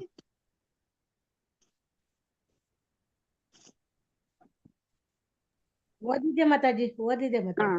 ಓಕೆ. ಮರದ ತುದಿಯಲ್ಲಿ ಕಾಂಡ 2 ಭಾಗವಾಗಿ ಕವಲೊಡೆಯುತ್ತದೆ. ಒಂದು ಕಾಂಡಕ್ಕೆ ಶ್ರೀ ಅದ್ವೈತ ಪ್ರಭು ಎಂದು ಹೆಸರಾದರೆ ಇನ್ನೊಂದು ಕಾಂಡಕ್ಕೆ ಶ್ರೀ ನಿತ್ಯಾನಂದ ಪ್ರಭು ಎಂದು ಹೆಸರು. ಸೊ ಇವಾಗ ಆ ಒಂದು ಮರದ ಕಾಂಡವನ್ನ ಚೈತನ್ಯ ಮಹಾಪ್ರಭುಗೆ ಹೋಲಿಸ್ತಾರೆ. ಆ ಮರದ ಕಾಂಡದಿಂದ ಈಗ 2 ರೆಂಬೆಗಳು ಬಂದಿದೆ. ಆ 2 ರೆಂಬೆಗಳಲ್ಲಿ ದೊಡ್ಡ ರೆಂಬೆಗಳು ಅದು. ಸೊ ಅದಕ್ಕೆ ಅದನ್ನು ಸಹ ದೊಡ್ಡ ಕಾಂಡಗಳು ಅಂತ ಹೇಳ್ಬಿಟ್ಟು ಇಲ್ಲಿ ಹೇಳ್ತಾ ಇದ್ದಾರೆ. ಆ 2 ಕಾಂಡಗಳು ಒಂದನ್ನ ಅದ್ವೈತ ಪ್ರಭು ಅಂತ ಹೇಳ್ಬಿಟ್ಟು ಹೆಸರನ್ನ ಕೊಡ್ತಾ ಇದ್ದಾರೆ, ಇನ್ನೊಂದು ಕಾಂಡಕ್ಕೆ ನಿತ್ಯಾನಂದ ಪ್ರಭು ಅಂತ ಹೇಳ್ಬಿಟ್ಟು ಅವರು ಹೆಸರನ್ನ ಕೊಡ್ತಾ ಇದ್ದಾರೆ. ಶ್ಲೋಕ 22, ಸೇಯಿದು ಈ ಸ್ಕಂದೆ ಬಹು ಶಾಖ ಉಪಜೀಲ ತಾರ ಉಪಶಾಖ ಗಣೆ ಜಗಚ್ಛಾಯಿಲ. ಸೇಯಿದು ಈ ಸ್ಕಂದೆ ಬಹು ಶಾಖ ಉಪಜೀಲ ತಾರ ಉಪಶಾಖ ಗಣೆ ಜಗಚ್ಛಾಯಿಲ. ಹರೇ ಕೃಷ್ಣ ಮಾತಾಜಿ ಓದಿ. ರತ್ನ ಬಸವರಾಜ ಮಾತಾಜಿ ಓದಿ. ಸೇಯಿದು ಸಂದೆ ಬಹು ಶಾಖ ಉಪಜೀಲ ತಾರ ಉಪಶಾಖ ಗಣೆ ಜಗಚ್ಛಾಯಿಲ. ಸೇಯಿ ಅದು ದುಯಿ ಸ್ಕಂದೆ 2 ಕಾಂಡಗಳಲ್ಲಿ ಬಹು ಅನೇಕ ಶಾಖ ರೆಂಬೆಗಳು ಉಪಜೀಲ ಬೆಳೆಯುತ್ತವೆ. ತಾರ ಅವುಗಳಲ್ಲಿ ಉಪಶಾಖ ಗಣೆ ಉಪರೆಂಬೆಗಳು ಜಗತ್ತಿ ಇಡೀ ವಿಶ್ವ ಛಾಯಿಲ ಮುಚ್ಚಿದೆ. ಅನುವಾದ, ಇವೆರಡೂ ಕಾಂಡಗಳಿಂದ ಇಡೀ ವಿಶ್ವವನ್ನೇ ಮುಚ್ಚಿದ ಅನೇಕ ರೆಂಬೆಗಳು ಮತ್ತು ಉಪರೆಂಬೆಗಳು ಬೆಳೆದವು. ಹರೇ ಕೃಷ್ಣ ಮಾತಾಜಿ, ಧನ್ಯವಾದ. ಹರೇ ಕೃಷ್ಣ, ಧನ್ಯವಾದಗಳು ಮಾತಾಜಿ. ನೋಡಿ ಇಲ್ಲಿ ಹೆಂಗೆ ಹೇಳ್ತಾ ಇದ್ದಾರೆ, ಇದು ಎಷ್ಟು ಅದರಿಂದ ಆ ಕಾಂಡದಿಂದ ಎಷ್ಟು ರೆಂಬೆ ಕೊಂಬೆಗಳು ಉಪರೆಂಬೆಗಳು ಬಂತು ಅಂತಂದ್ರೆ ಅದು ಇಡೀ ವಿಶ್ವವನ್ನೇ ಮುಚ್ಚಿಬಿಟ್ಟಿದೆ. ಅಂದ್ರೆ ಅಷ್ಟು ಅದು ಗಾಢವಾಗಿ ಅದು ಹರಡಿದೆ ಅಂತ ಹೇಳ್ತಾ ಇದ್ದಾರೆ. ಇಲ್ಲ ಅಂತಂದ್ರೆ ನಮ್ಗೇನು ಇವಾಗ ಗಾಢವಾಗಿ ಹರಡಿಲ್ಲ ಅಂತಂದ್ರೆ ಇವಾಗ ನಾವು ನೋಡಿದೀವಿ ಒಂದೊಂದು ಆಲದ ಮರದಲ್ಲಿ ಎಷ್ಟು ಗಾಢವಾಗಿ ಅದರ ರೆಂಬೆಗಳು ಉಪರೆಂಬೆಗಳು ಇರುತ್ತೆ ಅಂದ್ರೆ ಆ ಸೂರ್ಯನ ಬೆಳಕು ಸಹ ಬೀಳೋದಿಲ್ಲ ಅಲ್ವಾ, ಅಷ್ಟು ದಟ್ಟವಾಗಿ ಇರುತ್ತೆ. ಇವಾಗ ಅದನ್ನ ಇಲ್ಲಿ ಕೃಷ್ಣದಾಸ ಕವಿರಾಜ ಗೋಸ್ವಾಮಿ ಅವರು ಹೇಳ್ತಾ ಇದ್ದಾರೆ, ಇವೆರಡು ಕಾಂಡಗಳಿಂದ ಬಂದಿರುವಂತಹ ರೆಂಬೆಗಳು ಇಡೀ ವಿಶ್ವವನ್ನೇ ಮುಚ್ಚಿದೆ, ಅಂದ್ರೆ ಇಡೀ ವಿಶ್ವದ ಪೂರ್ತಿ ಹರಡಿದೆ ಅಂತ ಹೇಳ್ತಾ ಇದ್ದಾರೆ. ಶ್ಲೋಕ 23, ಬಡ ಶಾಖ ಉಪಶಾಖ ತಾರ ಉಪಶಾಖ ಯತ ಉಪಜಿಲ ತಾರಕೆ ಕರಿಬೆ ಲೇಖ ಬಡ ಶಾಖ ಉಪಶಾಖ ತಾರ ಉಪಶಾಖ ಯತ ಉಪಜಿಲ ತಾರಕೆ ಕರಿಬೆ ಲೇಖ. ಗಾಯತ್ರಿ ದೇವಿ ಮಾತಾಜಿ ಓದ್ತಿಲ್ಲ ಮಾತಾಜಿ. ಗಾಯತ್ರಿ ದೇವಿ ಮಾತಾಜಿ ಓದ್ತಿಲ್ಲ. ಹರೇ ಏ ಕೃಷ್ಣ. ಓದ್ತೀನಿ ಮಾತಾಜಿ, ಓದ್ತೀನಿ. ಓದಿ. ಶ್ಲೋಕ 12 ಅಲ್ವಾ, 23 ಅಲ್ವಾ? ಹಾ ಮಾತಾಜಿ. ಶ್ಲೋಕ 23. ಬಡ ಶಾಖ ಉಪಶಾಖ ತಾರ ಉಪಶಾಖ ಯತ ಉಪಜಿಲ ತಾರ ಕೆ ಕರಿಬೆ ಲೇಖ. ಬಡ ಶಾಖ ದೊಡ್ಡ ರೆಂಬೆಗಳು, ಉಪಶಾಖ ಉಪರೆಂಬೆಗಳು, ತಾರ ಅವುಗಳ, ಉಪಶಾಖ ಉಪರೆಂಬೆಗಳು, ಯಥ ಎಲ್ಲವೂ, ಉಪಜಿಲ ಬೆಳೆದವು, ತಾರ ಅವುಗಳಲ್ಲಿ, ಖೇ ಯಾರು, ಕರಿಬೆ ಎಣಿಸಬಹುದು, ಲೇಖ ಅಥವಾ ಬರೆಯಬಹುದು. ಅನುವಾದ ವೈ ಶ್ರೀಲ ಪ್ರಭುಪಾದರಿಂದ ಶ್ರೀಲ ಪ್ರಭುಪಾದರಿಗೆ ಜಯವಾಗಲಿ. ಈ ರೆಂಬೆಗಳು ಮತ್ತು ಉಪರೆಂಬೆಗಳು ಮತ್ತು ಅವುಗಳ ಉಪರೆಂಬೆಗಳು ಬಹುಸಂಖ್ಯವಾಗಿ ಹೋಗಿ ಅವುಗಳ ಬಗ್ಗೆ ಯಾರಿಗೂ ಬರೆಯಲು ಸಾಧ್ಯವಿಲ್ಲದಾಯಿತು. ಹರೇ ಕೃಷ್ಣ ಪ್ರಭು. ಹರೇ ಕೃಷ್ಣ. ಅಲ್ಲ ನೋಡಿ, ಇವಾಗ ಆ ಒಂದು ಧನ್ಯವಾದಗಳು ಮಾತಾಜಿ. ಆ ಕಾಂಡದಿಂದ ಬಂದಿರುವಂತಹ ರೆಂಬೆಗಳು ಉಪರೆಂಬೆಗಳು ಅದೆಲ್ಲ ಎಷ್ಟು ಸಂಖ್ಯೆಯಲ್ಲಿ ಬೆಳೀತು ಅಂತಂದ್ರೆ ಅದ್ರ ಬಗ್ಗೆ ಯಾರಿಗೂ ಬರಿಲಿಕ್ಕೂ ಸಹ ಸಾಧ್ಯ ಆಗಿಲ್ಲ ಅಂತ ಹೇಳ್ಬಿಟ್ಟು ಹೇಳ್ತಾ ಇದ್ದಾರೆ. ಶ್ಲೋಕ 24. ಶಿಷ್ಯ ಪ್ರಶಿಷ್ಯ ಆರ ಉಪಶಿಷ್ಯ ಗಣ ಜಗತ್ ವ್ಯಾಪಿಲ ತಾರ ನಾಹಿಕ ಗಣನ. ಶಿಷ್ಯ ಪ್ರಶಿಷ್ಯ ಆರ ಉಪಶಿಷ್ಯ ಗಣ ಜಗತ್ ವ್ಯಾಪಿಲ ತಾರ ನಾಹಿಕ ಗಣನ. ಹರೇ ಕೃಷ್ಣ. ಏ ಮಂಜುಳಾ ಮಾತಾಜಿ, ಏ ಮಂಜುಳಾ ಮಾತಾಜಿ ಅನ್ಮ್ಯೂಟ್ ಮಾಡ್ಕೊಳ್ಳಿ. ಏ ಮಂಜುಳಾ ಮಾತಾಜಿ. ಆರತಿ ಮಾತಾಜಿ, ಆರತಿ ಮಾತಾಜಿ ಅನ್ಮ್ಯೂಟ್ ಮಾಡ್ಕೊಳ್ಳಿ. ಗಾಯತ್ರಿ ಯಾರು? ಆರತಿ ಮಾತಾಜಿ ಗಾಯತ್ರಿ ಯಾರು ಓದ್ಲಿ ಅಂದೆ. ಓದಿ ಹರೇ ಕೃಷ್ಣ. ಮತ್ತೆ ಓದ್ಲಾ? ಓದಿ ಮಾತಾಜಿ. ಯಾವುದು? 24 ಮಾತಾಜಿ. 24 ಶ್ಲೋಕ 24. ಶಿಷ್ಯ ಪ್ರಶಿಷ್ಯ ಆರ ಉಪಶಿಷ್ಯ ಗಣ ಜಗತ್ ವ್ಯಾಪಿಲ ತಾರ ನಾಹಿಕ ಗಣನ. ಶಿಷ್ಯ ಶಿಷ್ಯರು, ಪ್ರಶಿಷ್ಯ ಶಿಷ್ಯರ ಶಿಷ್ಯರು, ಆರ ಮತ್ತು ಉಪಶಿಷ್ಯ ಗಣ ಉಪಶಿಷ್ಯ ಗಣ ಶ್ಲಾಘಿಸುವವರು, ಇಡೀ ವಿಶ್ವ ವ್ಯಾಪಿಸಿರುವ ತಾರ ಅದರ, ನಾಹಿಕ ಯಾರೂ ಇಲ್ಲ, ಗಣನ ಗಣತಿ. ಶ್ರೀಲ ಪ್ರಭುಪಾದರಿಗೆ ಜಯವಾಗಲಿ. ಹೀಗೆ ಶಿಷ್ಯರ ಶಿಷ್ಯರು ಮತ್ತು ಅವರ ಅಭಿಮಾನಿಗಳು ಇಡೀ ವಿಶ್ವವನ್ನು ಆವರಿಸಿಕೊಂಡಿದ್ದಾರೆ. ಇವರ ಲೆಕ್ಕವನ್ನು ಇಡಲು ಸಾಧ್ಯವಿಲ್ಲ. ಧನ್ಯವಾದಗಳು ಮಾತಾಜಿ. ಹರೇ ಕೃಷ್ಣ. ಹರೇ ಕೃಷ್ಣ ಮಾತಾಜಿ, ಧನ್ಯವಾದಗಳು. ಸೊ ಇವಾಗ ಇಲ್ಲಿ ಏನನ್ನ ಹೇಳ್ತಾ ಇದ್ರೆ, ಈ ತರ ಶಿಷ್ಯರ ಶಿಷ್ಯರು ಮತ್ತೆ ಅವರ ಅಭಿಮಾನಿಗಳು ಈ ತರ ಇಡೀ ವಿಶ್ವದ ತುಂಬಾ ಆವರಿಸ್ಕೊಂಡಿದ್ದಾರೆ. ಅದನ್ನ ಲೆಕ್ಕ ಇಡ್ಲಿಕ್ಕೆ ಸಾಧ್ಯ ಇಲ್ಲ, ಅದನ್ನ ಬರ್ಕೊಳ್ಳಿಕ್ಕೂ ಸಾಧ್ಯ ಇಲ್ಲ ಅಂತ ಹೇಳ್ಬಿಟ್ಟು ಇಲ್ಲಿ ಹೇಳ್ತಾ ಇದ್ದಾರೆ. ಸೊ ಶ್ಲೋಕ 25. ಔಡುಂಬರ ವೃಕ್ಷ ಏನ ಫಲೆ ಸರ್ವ ಅಂಗೆ ಏಯಿ ಮತ ಭಕ್ತಿ ವೃಕ್ಷೇ ಸರ್ವತ್ರ ಫಲ ಲಾಗೆ. ಔಡುಂಬರ ವೃಕ್ಷ ಏನ ಫಲೆ ಸರ್ವ ಅಂಗೆ ಏಯಿ ಮತ ಭಕ್ತಿ ವೃಕ್ಷೇ ಸರ್ವತ್ರ ಫಲ ಲಾಗೆ. ಹರೇ ಕೃಷ್ಣ. ಆರತಿ ಮಾತಾಜಿ ಅನ್ಮ್ಯೂಟ್ ಮಾಡ್ಕೊಳ್ಳಿ. ಹರೇ ಕೃಷ್ಣ ಮಾತಾಜಿ. ಉಡುಂಬರ ವೃಕ್ಷ ಏನ ಫಲೆ ಸರ್ವ ಆಗ್ನೆ ಏಯಿ ಮತ ಭಕ್ತಿ ವೃಕ್ಷೇ ಸರ್ವತ್ರ ಫಲ ಲಾಗೆ.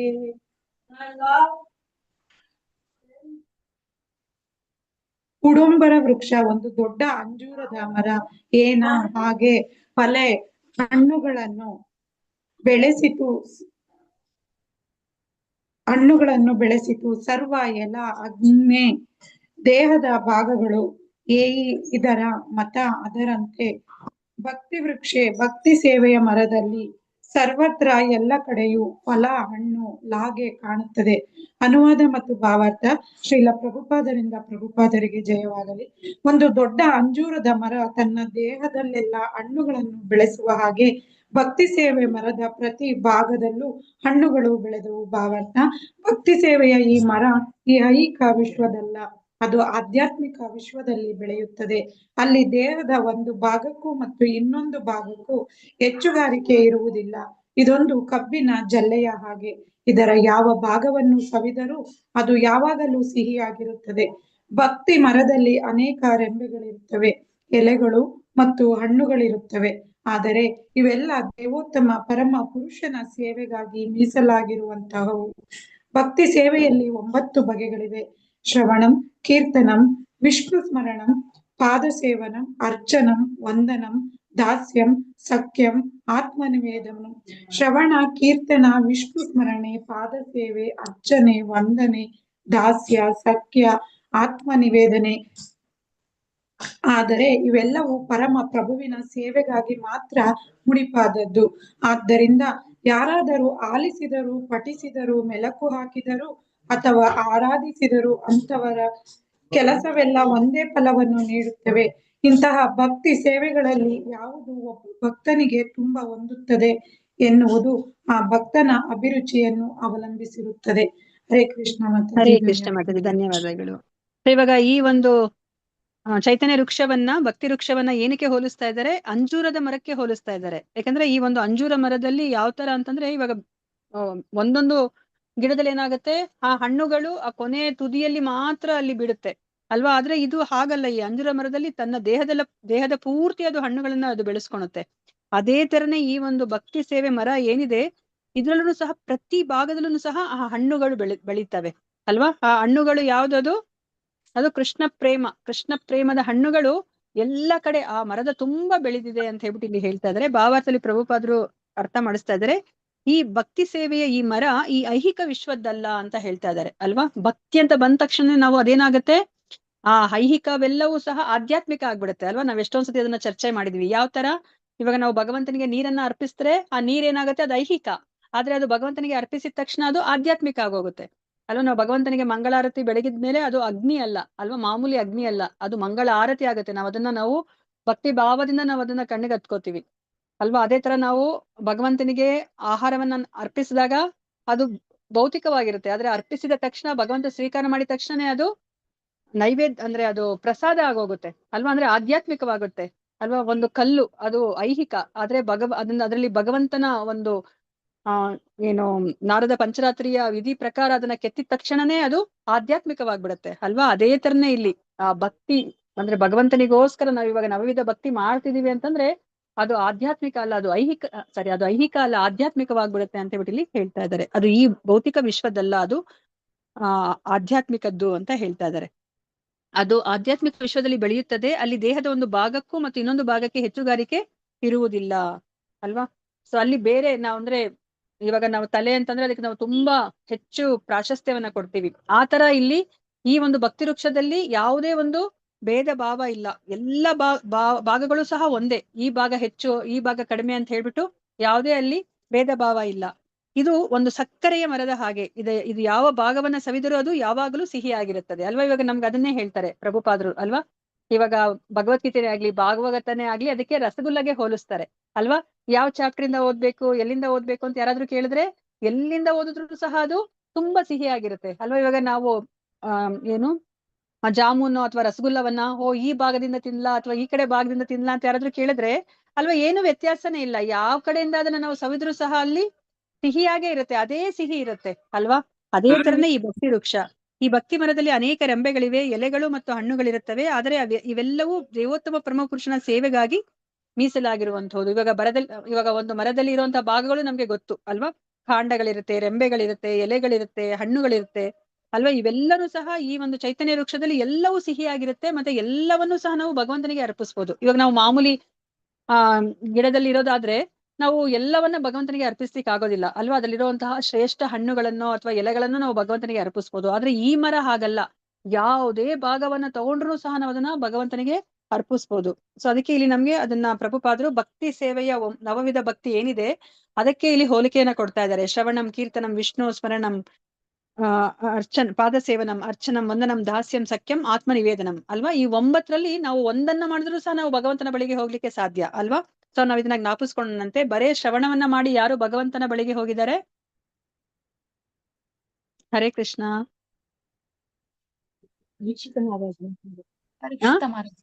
ಪರೀಕ್ಷಿತ ಮಹಾರಾಜ ಕೀರ್ತನೆ ಮಾಡಿ ಶುಕ ಮುನಿಗಳು ಅಲ್ವಾ. ಸ್ಮರಣೆಯನ್ನ ಮಾಡಿ ಪ್ರಹ್ಲಾದ ಮಹಾರಾಜ. ಪಾದ ಸೇವನೆ ಹನುಮಂತ, ಲಕ್ಷ್ಮೀದೇವಿ. ಅರ್ಚನ ಯಾರು ಮಾಡಿದ್ದಾರೆ? ಪೃಥು ಮಹಾರಾಜ. ವಂದನೆ ಯಾರು ಮಾಡಿದ್ದಾರೆ? ಅಕ್ರೂರ. ದಾಸ್ಯ ಹನುಮಂತ. ಸಖ್ಯ ಅರ್ಜುನ. ಮತ್ತೆ ಆತ್ಮ ನಿವೇದನೆ ಬಲಿ ಮಹಾರಾಜ ಅಲ್ವಾ. ಸೊ ಇವರೆಲ್ಲರೂ ಸಹ ಇವಾಗ ಅವರು ಎಲ್ಲರೂ ಒಂದನ್ನೇ ಮಾಡ್ಲಿಲ್ಲ. ಅವರು ಈ 9ಲ್ಲಿ ಯಾವ್ದಾದ್ರು ಒಂದನ್ನ ಅವ್ರು ಮಾಡಿದ್ದಾರೆ. ಅವರವರ ಒಂದು ಇಚ್ಛಾನುಸಾರ, ಅವರವರ ಅಭಿರುಚಿ ಅನುಸಾರ ಅವರು ಮಾಡಿದ್ದಾರೆ ಅಲ್ವಾ. ಈ 9ನ್ನು ಮಾಡಿದವರು ಯಾರು? 9ನ್ನು ಮಾಡಿ ಭಗವಂತನ ಕೃಪೆಗೆ ಪಾತ್ರರಾದವರು ಯಾರು? ಅಂಬರೀಷ ಮಹಾರಾಜ ಅಲ್ವಾ. ಸೊ ಇದನ್ನ ಪ್ರತಿಯೊಂದನ್ನು ಸಹ ಭಗವಂತನ ಸೇವೆಗೆ ಉಪಯೋಗಿಸ್ತಾ ಇದ್ದೀವಿ ನಾವು. ಈ ನವವಿಧ ಭಕ್ತಿಯ ಪ್ರತಿಯೊಂದು ವಿಧವನ್ನು ಸಹ ನಾವು ಭಗವಂತನ ಸಂತೋಷಕ್ಕೆ ನಾವು ಉಪಯೋಗಿಸ್ತಾ ಇದ್ದೀವಿ. ಅದಕ್ಕೋಸ್ಕರ ಯಾರೇ ಆದ್ರೂ ಇವಾಗ ಭಗವಂತನ ಬಗ್ಗೆ ಕೇಳಿಸ್ಕೊಂಡ್ರು ಸರಿ, ಅವ್ರ ಬಗ್ಗೆ ಹೇಳಿದ್ರು ಸಹ ಸರಿ, ಜ್ಞಾಪಿಸ್ಕೊಂಡ್ರು ಸರಿ, ಅಥವಾ ಪೂಜೆ ಮಾಡಿದ್ರು ಸರಿ, ಇದೆಲ್ಲ ಕೆಲಸನು ಯಾವುದೇ ಒಂದು ನಾವು ವಿಧದಲ್ಲಿ ಭಕ್ತಿಯನ್ನ ಮಾಡಿದ್ರು ಸಹ ಒಂದೇ ಫಲ ಕೊಡುತ್ತೆ ಅಲ್ವಾ. ನಾವು ಭಗವಂತನ ಕೃಪೆಗೆ ನಾವು ಪಾತ್ರರಾಗ್ತೀವಿ. ಅದಕ್ಕೆ ನಮ್ಗೆ ಏನ್ ಹೇಳ್ತಾರೆ, ಈ ಭಕ್ತಿ ಸೇವೆಯಲ್ಲಿ ಈಗ ದೇವಸ್ಥಾನವನ್ನ ಕಸ ಗುಡಿಸಿ ಶುಭ್ರ ಮಾಡ್ತಾರಲ್ಲ, ಅವ್ರಿಗೂ ಸಹ ಒಂದೇ ಮಾರ್ಕ್ಸ್. ಮತ್ತೆ ಯಾರು ಅಲ್ಲಿ ಭಗವಂತನ ಒಂದು ಅರ್ಚಾ ವಿಗ್ರಹಕ್ಕೆ ಅಲಂಕಾರ ಮಾಡ್ತಾರಲ್ಲ ಅವ್ರಿಗೂ ಸಹ ಒಂದೇ ಮಾರ್ಕ್ಸ್. ಮತ್ತೆ ಅಡಿಗೆ ಮಾಡೋರು ಯಾರು ಪ್ರಸಾದ ತಯಾರು ಮಾಡ್ತಾರೆ ಅವ್ರಿಗೂ ಒಂದೇ ಮಾರ್ಕ್. ಮತ್ತೆ ಯಾರು ಪ್ರವಚನ ಮಾಡ್ತಾರೆ ಅವ್ರಿಗೂ ಒಂದೇ ಮಾರ್ಕ್ ಅಲ್ವಾ. ಇಲ್ಲಿ ಏನೇ ಭೇದ ಭಾವ ಇಲ್ಲ ಅಂತ ಹೇಳ್ಬಿಟ್ಟು ನಮ್ಗೆ ಅರ್ಥ ಮಾಡಿಸ್ತಾರೆ. ಅದನ್ನೇ ನಮ್ಗೆ ಇಲ್ಲೂ ಚೈತನ್ಯ ಮಹಾಪ್ರಭುಗಳ ಆ ಒಂದು ಭಕ್ತಿ ವೃಕ್ಷದಲ್ಲೂ ಸಹ ಅದನ್ನೇ ಹೇಳ್ತಾ ಇದ್ದಾರೆ. ಅದರ ಆ ಭಾಗಗಳಿಗೆ ಯಾವುದಕ್ಕೂ ಸಹ ಭೇದ ಭಾವ ಇಲ್ಲ, ದೊಡ್ಡಸ್ತಿಕೆ ಅನ್ನೋದು ಯಾವುದಕ್ಕೂ ಇಲ್ಲ ಅಂತ ಹೇಳ್ಬಿಟ್ಟು ಇಲ್ಲಿ ಹೇಳ್ತಾ ಇದ್ದಾರೆ. ಸೊ ಇಂತಹ ಭಕ್ತಿ ಸೇವೆಗಳಲ್ಲಿ ಯಾವುದು ಒಬ್ಬ ಭಕ್ತನಿಗೆ ತುಂಬಾ ಹೊಂದುತ್ತದೆ ಎನ್ನುವುದು ಆ ಭಕ್ತನ ಅಭಿರುಚಿಯನ್ನು ಅವಲಂಬಿಸುತ್ತಿರುತ್ತದೆ. ಯಾರಿಗೆ ಇವಾಗ ಕೀರ್ತನೆ ಮಾಡ್ಬೇಕು, ಶ್ರವಣ ಮಾಡ್ಬೇಕು, ಅದು ಒಬ್ಬೊಬ್ಬರ ಅಭಿರುಚಿ ಅಲ್ವಾ. ಒಬ್ಬೊಬ್ಬರಿಗೆ ಕೇಳಿಸ್ಕೋಬೇಕಂದ್ರೆ ಇಷ್ಟ ಇರುತ್ತೆ, ಒಬ್ಬರಿಗೆ ಕೀರ್ತನೆ ಮಾಡ್ಬೇಕಂದ್ರೆ ಇಷ್ಟ ಇರುತ್ತೆ, ಒಬ್ಬರಿಗೆ ಪೂಜೆ ಮಾಡ್ಬೇಕಂದ್ರೆ ಇಷ್ಟ ಇರುತ್ತೆ ಅಲ್ವಾ. ಇದು ಅವರವರ ಆ ಒಂದು ಭಕ್ತನ ಅಭಿರುಚಿಯನ್ನ ಅವಲಂಬಿಸಿರುತ್ತೆ ಅಂತ ಹೇಳ್ಬಿಟ್ಟು ಇಲ್ಲಿ ಹೇಳ್ತಾ ಇದ್ದಾರೆ. ಶ್ಲೋಕ 26. ಮೂಲ ಸ್ಕಂದೇರ ಶಾಖ ಆರ ಉಪಶಾಖ ಗಣೆ लागिला ये प्रेम फला अमृत के जीने. मूल स्कंदेर शाखा आर उपशाखा गणे लागिला ये प्रेम फला अमृत के जीने. हरे कृष्ण माताजी. ಭವ್ಯ ಮಾತಾಜಿ ಓದಿ. ಶ್ಲೋಕ 26. ಮೂಲ ಸ್ಕಂದೇರ ಶಾಖಾ ಆರ ಉಪಶಾಖಾ ಗಣೆ लागिला ये प्रेम फला अमृत का जीने. ಮೂಲ ಸ್ಕಂದೇರ ಮೂಲಕಾಂಡದ ಶಾಖಾ ರಂಬೆಗಳು, ಆರ ಮತ್ತು ಉಪಶಾಖಗಣೆ ಉಪರಂಬೆಗಳು, ಲಾಗಿಲ ಅವು ಬೆಳೆದಂತೆ, ಏ ಅದು ಪ್ರೇಮಫಲ ಪ್ರೇಮದ ಹಣ್ಣು, ಅಮೃತಕ್ಕೆ ಜೀನೆ ಇಂಥದೊಂದು ಹಣ್ಣು ಅಮೃತವನ್ನು ಆವರಿಸಿಕೊಳ್ಳುತ್ತವೆ. ಅನುವಾದ ಶ್ರೀಲ ಜಯವಾಗಲಿ. ಶ್ರೀಕೃಷ್ಣ ಚೈತನ್ಯ ಮಹಾಪ್ರಭು ಅವರೇ ಮೂಲ ಕಾಂಡವಾಗಿರುವುದರಿಂದ ರಂಬೆಗಳಲ್ಲಿ ಮತ್ತು ಉಪರಂಬೆಗಳಲ್ಲಿ ಬೆಳೆದಿರುವ ಹಣ್ಣುಗಳ ರುಚಿ ಅಮೃತದ ರುಚಿಯನ್ನು ಮೀರಿಸಿದ್ದವು. ಹರೇ ಕೃಷ್ಣ. ಹರೇ ಕೃಷ್ಣ ಮಾತಾಜಿ. ಸೊ ಇವಾಗ ಮೂಲ ಕಾಂಡ ಯಾರು? ಚೈತನ್ಯ ಮಹಾಪ್ರಭುಗಳು ಅಲ್ವಾ. ಸೊ ಅದಕ್ಕೋಸ್ಕರ ಆ ಮೂಲ ಕಾಂಡನೇ ಚೈತನ್ಯ ಮಹಾಪ್ರಭು ಆಗಿರೋದ್ರಿಂದ ಅದರಿಂದ ಬಂದಿರುವಂತಹ ರೆಂಬೆ ಕೊಂಬೆಗಳು, ಉಪರೆಂಬೆಗಳು, ಎಲ್ಲ ಶಾಖಗಳನ್ನು ಸಹ ತುಂಬಾ ರುಚಿಯಾಗಿರುವಂತಹ, ಮತ್ತೆ ಎಷ್ಟು ರುಚಿ ಅಂತಂದ್ರೆ ಅಮೃತದಷ್ಟು ರುಚಿಯನ್ನ ಕೊಡುವಂತಹ ಫಲವನ್ನ, ಅಂದ್ರೆ ಪ್ರೇಮದ ಫಲವನ್ನ ಅದು ಬಿಡ್ತಾ ಇದ್ವು ಅಲ್ವಾ. ಸೊ ಇಲ್ಲಿ 27ರಲ್ಲಿ ಹೇಳ್ತಾ ಇದ್ದಾರೆ, ಪಾಕಿಲ್ಲ ಯೇ ಪ್ರೇಮ ಫಲ ಅಮೃತ ಮಧುರ ವಿಲಯ ಚೈತನ್ಯ ಮಾಲಿ ನಾಹಿಲಯ ಮೂಲ. ಪಾಕಿಲ್ಲ ಯೇ ಪ್ರೇಮ ಫಲ ಅಮೃತ ಮಧುರ ವಿಲಯ ಚೈತನ್ಯ ಮಾಲಿ ನಾಹಿಲಯ ಮೂಲ. ಹರೇ ಕೃಷ್ಣ. ಚಿತ್ರಮೋಹಿನಿ ಮಾತಾಜಿ ಅನ್ಮ್ಯೂಟ್ ಮಾಡ್ಕೊಳ್ಳಿ. ಚಿತ್ರಮೋಹಿನಿ ಮಾತಾಜಿ ಓದ್ತಿದ ಮಾತಾಜಿ. ಓದ್ತೀನಿ ಮಾತಾಜಿ. ಒಂದ್ ನಿಮಿಷ ಇದನ್ನ ತಿರುಗಿಸ್ಕೊಂಡ್ಬಿಡ್ತೀನಿ, ಕಾಣಿಸಲ್ಲ. ಹರೇ ಕೃಷ್ಣ. ಪಾಕಿಲ ಯೇ ಪ್ರೇಮ ಫಲ ಅಮೃತ ಮಧುರ ವಿಲಾಯ ಚೈತನ್ಯ ಮಾಲಿ ನಾಹಿ ಲಯ ಮೂಲ. ಪಾಕೀಲ ಪಕ್ವವಾದ, ಅದು ಪ್ರೇಮ ಫಲ, ಭಗವತ್ ಪ್ರೇಮದ ಫಲ. ಅಮೃತ ಅಮೃತಮಯವಾದ, ಮಧುರ ರುಚಿಕರವಾದ. ವಿಲಾಯ ಹಂಚುತ್ತದೆ, ಚೈತನ್ಯ ಮಾಲಿ ತೋಟಗಾರ ಶ್ರೀ ಚೈತನ್ಯ. ನಾಹಿ ಇಲ್ಲ, ಲಯ ತೆಗೆದುಕೊಳ್ಳು, ಮೂಲ ಬೆಲೆ. ಅನುವಾದ ಹಣ್ಣುಗಳು ಪಕ್ವವಾಗಿ ಸಿಹಿಯಾಗಿ ಅಮೃತದಂತಾದವು. ತೋಟಗಾರ ಶ್ರೀ ಚೈತನ್ಯ ಮಹಾಪ್ರಭು ಯಾವ ಬೆಲೆಯನ್ನು ಕೇಳದೆ ಇವನ್ನು ಹಂಚಿದರು. ಹರೇ ಕೃಷ್ಣ ಮಾತಾಜಿ, thank you very Hare much. Krishna ಮಾತಾಜಿ, ಧನ್ಯವಾದಗಳು ಮಾತಾಜಿ. ಸೊ ಇವಾಗ ಇಲ್ಲಿ ಏನ್ ಹೇಳ್ತಾ ಇದಾರೆ, ಈ ಒಂದು ಚೈತನ್ಯ ವೃಕ್ಷದಿಂದ ಬಂದಿರುವಂತಹ ಹಣ್ಣುಗಳು ಅದು ಅವೆಲ್ಲನೂ ಸಹ ಪಕ್ವವಾಗಿ ಎಷ್ಟು ಸಿಹಿ ಆಯ್ತು ಅಂತಂದ್ರೆ ಅಮೃತದ ತರ ಸಿಹಿ ಆಯ್ತು. ಸೊ ಇವಾಗ ಚೈತನ್ಯ ಮಹಾಪ್ರಭುಗಳು ಈಗ ತೋಟಗಾರ ಅಲ್ವಾ, ಅವರು ಆ ಹಣ್ಣುಗಳನ್ನೆಲ್ಲ ತಾನೇ ಇಟ್ಕೊಂಡ ಆ ಕೃಷ್ಣ ಪ್ರೇಮವನ್ನ ತಾನೊಬ್ನೇ ಅನುಭವಿಸ್ಬೇಕು ಅಂತ ಅನ್ಕೊಂಡ್ರ ಅವರು ಇಲ್ಲ, ಅದನ್ನ ಎಲ್ಲರಿಗೂ ಹಂಚುತ್ತಾರೆ. ಹೋಗ್ಲಿ, ಅದಕ್ಕೆ ಏನಾದ್ರೂ ಬೆಲೆಯನ್ನ ಕೇಳ್ತಾರ? ಯಾವ ಬೆಲೆನೂ ಇಲ್ದಲೆ, ಪಾತ್ರ ಅಪಾತ್ರ, ಇವರು ಅರ್ಹರಿದಾರ ಇಲ್ವಾ ಏನನ್ನೂ ನೋಡ್ದಲೆ ಎಲ್ಲರಿಗೂ ಸಹ, ನಾವು ನೋಡಿದ್ವಿ ಜಗಾಯ್ ಮದಾಯ್ ಅಂತಹವ್ರಿಗೂ ಸಹ ಅವರು ಅದನ್ನ ಹಂಚುತ್ತಾರೆ. ಯಾವ ಬೆಲೆನೂ ಕೇಳ್ದಲೆ ಇದನ್ನ ಹಂಚುತ್ತಾರೆ ಅಂತ ಹೇಳ್ಬಿಟ್ಟು ಇಲ್ಲಿ ಹೇಳ್ತಾ ಇದ್ದಾರೆ. ಸೊ ಶ್ಲೋಕ 28. ತ್ರಿಜಗತೆ ಯತ ಆಚೆ ಧನ ರತ್ನ ಮಾಣಿ, ಏಕ ಫಲೆರ ಮೂಲ್ಯ ಕರಿ ತಾಹ ನಾಹಿ ಗಾಣಿ. ತ್ರಿಜಗತೆ ಯತ ಆಚೆ ಧನ ರತ್ನ ಮಾಣಿ, ಏಕ ಫಲೆರ ಮೂಲ್ಯ ಕರಿ ತಾಹ ನಾಹಿ ಗಾಣಿ. ಹರೇ ಕೃಷ್ಣ. ಕೃಷ್ಣಮೂರ್ತಿ ಪ್ರಭುಜಿ ಅನ್ಮ್ಯೂಟ್ ಮಾಡ್ಕೊಳ್ಳಿ. ಹರೇ ಕೃಷ್ಣ ಮಾತಾಜಿ, ಓದ್ತೇನೆ, ಕೇಳ್ತಾ ಇದೆಯಾ? ಶ್ಲೋಕ 28.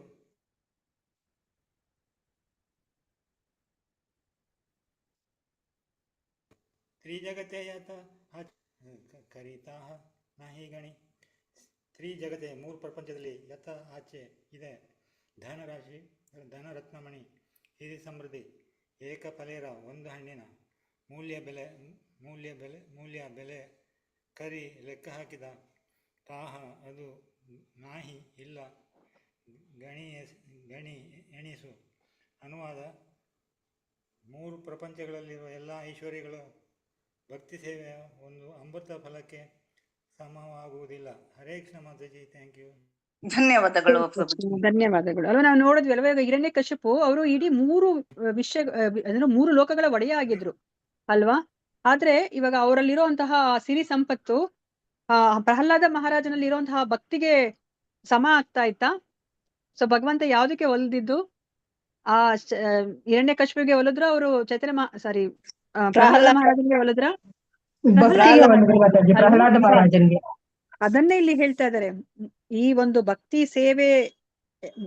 ಸೇವೆ ಅನ್ನೋ ಒಂದು, ಅಥವಾ ಆ ಪ್ರೀತಿ, ಆ ಭಗವಂತನ ಪ್ರೇಮ, ಕೃಷ್ಣ ಪ್ರೇಮ ಅನ್ನೋ ಒಂದು ಫಲ ಏನಿದೆ, ಅದಕ್ಕೆ ಯಾವುದು ಸಮಾನವಾಗ್ಲಿಕ್ಕೆ ಸಾಧ್ಯ ಇಲ್ಲ ಅಲ್ವಾ. ಏನಕ್ಕೆ ಹೋಲಿಕೆ ಮಾಡ್ತಾ ಇದ್ದಾರೆ? ಮೂರು ಪ್ರಪಂಚದಲ್ಲಿ ಇರುವಂತಹ ಐಶ್ವರ್ಯವನ್ನ ಒಟ್ಟುಗೂಡಿದ್ರೆ ಈ ಒಂದು ಭಕ್ತಿ ಸೇವೆಯ ಆ ಒಂದು ಪ್ರೇಮ ಏನ್ ಸಿಗುತ್ತೆ, ಭಕ್ತಿ ಸೇವೆ ಮಾಡಿದಾಗ ನಮ್ಗೆ ಕೃಷ್ಣ ಪ್ರೇಮ ಏನ್ ದೊರಕುತ್ತೋ ಅದಕ್ಕೆ ಸಮಾನ ಆಗ್ಲಿಕ್ಕೆ ಸಾಧ್ಯ ಇಲ್ಲ ಅಂತ ಹೇಳ್ತಾ ಇದ್ದಾರೆ ಅಲ್ವಾ. ನಾವ್ ಇವಾಗ ಅಮ್ಮನ ಪ್ರೀತಿಗೂ ಅಷ್ಟೇ ನಾವು ಏನೂ ಹೋಲಿಕೆ ಮಾಡ್ಲಿಕ್ಕೆ ಆಗಲ್ಲ ಅಲ್ವಾ, ನಾವ್ ಬೆಲೆ ಕಟ್ಲಿಕ್ಕೆ ಆಗಲ್ಲ ಅಂತ ಹೇಳ್ತೀವಿ. ಇನ್ನ ಕೃಷ್ಣ ಪ್ರೇಮ ಇನ್ ಹೇಗಿರ್ಬೇಕು ಅಲ್ವಾ. ಈ ಭೌತಿಕ ಪ್ರಪಂಚದಲ್ಲಿ ಯಾವುದೇ ಪ್ರೇಮ ತಗೊಂಡ್ರು ಸಹ ಅದು ಆ ಭಗವಂತನ ಪ್ರೇಮ ಸಾಗರದ ಒಂದು ಹನಿಗೂ ಸಹ ನಾವು ಅದನ್ನ ಹೋಲಿಕೆ ಮಾಡ್ಲಿಕ್ಕೆ ಆಗೋದಿಲ್ಲ. ಶ್ಲೋಕ 29. ಮಾಗೆ ವಾ ನಾ ಮಾಗೆ ಕೇಹ ಪಾತ್ರ ವಾ ಅಪಾತ್ರ, ಇಹಾರ ವಿಚಾರ ನಾಹಿ ಜಾನೆ ದೇಯ ಮಾತ್ರ. ಮಾಗೆ ವಾ ನಾ ಮಾಗೆ ಕೇಹ ಪಾತ್ರ ವಾ ಅಪಾತ್ರ, ಇಹಾರ ವಿಚಾರ ನಾಹಿ ಜಾನೆ ದೇಯ ಮಾತ್ರ. ಹರೇ ಕೃಷ್ಣ. ಗಾಯತ್ರಿ ಮಾತಾಜಿ ಮಾತಾಜಿ ಅನ್ಮ್ಯೂಟ್ ಮಾಡ್ಕೊಳ್ಳಿ, ಓದಿ. ಗಾಯತ್ರಿ ಮಾತಾಜಿ ಓದಿ. ಗೀತಾ ಎಂ ಮಾತಾಜಿ ಓದಿ. ಮಾತಾಜಿ ಅನ್ಮ್ಯೂಟ್ ಆಗ್ಲಿಲ್ಲ. ಎಷ್ಟನೇದು ಮಾತಾಜಿ? ಮಾಗೆ ವಾ ನ ಮಾಗೆ ಕೇಹ ಪಾತ್ರ ವಾ ಪಾತ್ರ, ಇಹಾರ ವಿಚಾರ ನಾಯಿ ಜಾನೆ ದೇಯ ಮಾತ್ರ. ಕೇಳಿಸ್ತಾ ಇದೆಯಾ ಮಾತಾಜಿ? ಮಾಗೆ ಬೇಡುವುದು, ವಾ ಅಥವಾ ನಾ ಇಲ್ಲ. ಮಾಗೆ ಬೇಡುವುದು, ಕೇಹ ಯಾರಾದರೂ, ಪಾತ್ರರು, ವಾ ಅಥವಾ ಅಪಾತ್ರ ಅಪಾತ್ರರು, ಇಹಾರ ಇದರ ವಿಚಾರ ಆಲೋಚನೆ ನಾಹಿ ಇಲ್ಲ. ಜಾನೆ ಗೊತ್ತಿರುವುದು, ಧ್ಯೇಯ ಕೊಡುವುದು ಮಾತ್ರ. ಅನುವಾದ: ಅದನ್ನು ಪಡೆದುಕೊಳ್ಳಲು ಯಾರು ಕೇಳಿದರು ಮತ್ತು ಕೇಳಲಿಲ್ಲ, ಅಥವಾ ಯಾರು ಪಾತ್ರರು ಅಪಾತ್ರರು ಎಂದು ಆಲೋಚಿಸದೆ ಚೈತನ್ಯ ಮಹಾಪ್ರಭುಗಳು ಭಕ್ತಿ ಸೇವೆಯ ಹಣ್ಣನ್ನು ಹಂಚಿದರು. ಭಾವಾರ್ಥ: ಇದು ಶ್ರೀ ಚೈತನ್ಯರ ಸಂಕೀರ್ತನ ಆಂದೋಲನದ ಒಟ್ಟು ಸಾರಾಂಶ. ಸಂಕೀರ್ತನ ಆಂದೋಲನದಲ್ಲಿ ಭಾಗವಹಿಸಲು, ಅದನ್ನು ಆಲಿಸಲು ಯಾರು ಪಾತ್ರರು ಯಾರು ಪಾತ್ರರಲ್ಲ ಎನ್ನುವ ಭೇದ ಮಾಡಲಿಲ್ಲ. ಆದ್ದರಿಂದ ಅದನ್ನು ಭೇದ ಮಾಡದೆ ಬೋಧಿಸಬೇಕು. ಸಂಕೀರ್ತನ ಆಂದೋಲನದ ಪ್ರತಿಪಾದಕರ ಏಕಮಾತ್ರ ಉದ್ದೇಶವೇನೆಂದರೆ ಯಾವ ಭೇದವನ್ನು ಪ್ರದರ್ಶಿಸದೆ ಬೋಧಿಸುತ್ತಿರುವುದು. ಈ ರೀತಿಯಲ್ಲಿ ಶ್ರೀ ಚೈತನ್ಯ ಮಹಾಪ್ರಭು ಅವರು ಈ ಸಂಕೀರ್ತನ ಆಂದೋಲನವನ್ನು ಪ್ರಪಂಚಕ್ಕೆ ಪರಿಚಯಿಸಿದರು. ಹರೇ ಕೃಷ್ಣ ಮಾತಾಜಿ. ಹರೇ ಕೃಷ್ಣ ಮಾತಾಜಿ, ಧನ್ಯವಾದಗಳು ಮಾತಾಜಿ. ಹರೇ ಕೃಷ್ಣ. ಸೊ ಇವಾಗ ಇಲ್ಲಿ ಏನ್ ಹೇಳ್ತಾ ಇದ್ದಾರೆ? ಸೊ ಇವಾಗ ಅದನ್ನ ಯಾರಿಗೆ ಹಂಚ್ತಾರೆ ಅಂತಂದ್ರೆ, ಇವಾಗ ನಾವು ಯೂಶಲಿ ನಾವು ಯಾರಿಗಾದ್ರೂ ಯಾವಾಗ ಕೊಡ್ತೀವಿ ಅಂತಂದ್ರೆ ಅವ್ರು ಕೇಳ್ಬೇಕು ನಮ್ಗೆ ಕೊಡಿ ಅಂತ ಹೇಳ್ಬಿಟ್ಟು, ಅವಾಗ ಕೊಡ್ತೀವಿ ಅಲ್ವಾ? ಆದ್ರೆ ಇಲ್ಲಿ ಮತ್ತೆ ಅವರು ಪಾತ್ರರೋ ಅಪಾತ್ರರೋ ಅದನ್ನೆಲ್ಲ ನಾವು ನೋಡ್ತೀವಿ ಅಲ್ವಾ? ನಮ್ಗೆ ದಾನ ಮಾಡ್ಬೇಕಾದ್ರೆ ಅದನ್ನೇ ಹೇಳಿದ್ದಾರೆ, ನೀವು ದೇಶ ಕಾಲ ಪಾತ್ರ ಅದೆಲ್ಲ ನೋಡಿ ದಾನ ಮಾಡ್ಬೇಕು ಅಂತ. ಆದ್ರೆ ಇಲ್ಲಿ ಚೈತನ್ಯ ಮಹಾಪ್ರಭುಗಳು ನಾವು ಅವ್ರನ್ನ ಏನಂತ ಕರಿತೀವಿ? ನಮೋ ಮಹಾವದನ್ಯಾಯ ಕೃಷ್ಣ ಪ್ರೇಮ ಪ್ರದಾಯತೆ ಕೃಷ್ಣಾಯ ಕೃಷ್ಣ ಚೈತನ್ಯ ನಾಮ್ನೆ ಗೌರತ್ವಿಷೇ ನಮಃ ಅಂತ ಹೇಳ್ತೀವಿ ಅಲ್ವಾ? ಅವ್ರು ಬಂದಿರೋದೇ ಕೃಷ್ಣ ಪ್ರೇಮವನ್ನ ಕೊಡ್ಲಿಕ್ಕೆ ಅಲ್ವಾ? ಅವರು ಪಾತ್ರ ಅಪಾತ್ರ ಯಾರನ್ನು ನೋಡುದಿಲ್ಲ, ಕೇಳಿದ್ರ ಬಿಟ್ರ ಅದನ್ನು ಸಹ ಅವ್ರು ನೋಡುದಿಲ್ಲ, ಎಲ್ಲರಿಗೂ ಸಹ ಹಂಚ್ತಾ ಇದ್ದಾರೆ. ಇದನ್ನೇ ಆ ಸಂಕೀರ್ತನ ಅಂತ ಹೇಳುದು. ಅದಕ್ಕೆ ಅವ್ರನ್ನ ನಾವು ಮಹಾವದನ್ಯಾಯ ಅಂತ ನಾವ್ ಹೇಳೋದು. ಅಷ್ಟು ಕರುಣೆಯ ಅವತಾರ ಅಲ್ವಾ? ನಾವು ನೋಡ್ದ ಹಾಗೇನೆ ಅವರು ರಾಮನಾಗಿ ಬಂದಾಗ್ಲೂ ಸಹ ಅವರು ರಾವಣಾದಿ ರಾಕ್ಷಸರನ್ನೆಲ್ಲ ಸಾಯಿಸ್ತಾರೆ. ಕೃಷ್ಣನಾಗಿ ಬಂದಾಗ್ಲೂ ಅವರು ಎಷ್ಟು ಜನ ರಾಕ್ಷಸರನ್ನ ಸಾಯಿಸ್ತಾರೆ. ಆದ್ರೆ ಇಲ್ಲಿ ಚೈತನ್ಯ ಮಹಾಪ್ರಭುವಾಗಿ ಬಂದಾಗ ಅವ್ರು ಏನ್ ಮಾಡ್ತಾ ಇದ್ದಾರೆ? ಅವರು ನಮ್ಮಲ್ಲಿರೋ ಕಾಮ ಕ್ರೋಧ ಲೋಭ ಮೋಹ ಮದಗಳನ್ನೆಲ್ಲ ಅವರು ಸಾಯಿಸ್ತಾ ಇದ್ದಾರೆ. ಹೇಗೆ ಸಾಯಿಸ್ತಾ ಇದ್ದಾರೆ? ಅವರು ಈ ಒಂದು ಕೃಷ್ಣ ಪ್ರೇಮವನ್ನ ಕೊಟ್ಟು ಅವರು ಸಾಯಿಸ್ತಾ ಇದ್ದಾರೆ ಅಲ್ವಾ? ಸೊ ಅಂದ್ರೆ ಏನರ್ಥ? ಅವರು ಅಂದ್ರೆ ಭೌತಿಕವಾಗಿ ಅವ್ರು ಯಾರನ್ನೂ ಅವರು ಸಾಯಿಸ್ಲಿಲ್ಲ, ಅವ್ರು ಎಲ್ಲರಿಗೂ ಸಹ ಅವ್ರು ಇವಾಗ ಕೃಷ್ಣ ಪ್ರೇಮವನ್ನ ಅವರು ಹಂಚ್ತಾ ಇದ್ದಾರೆ.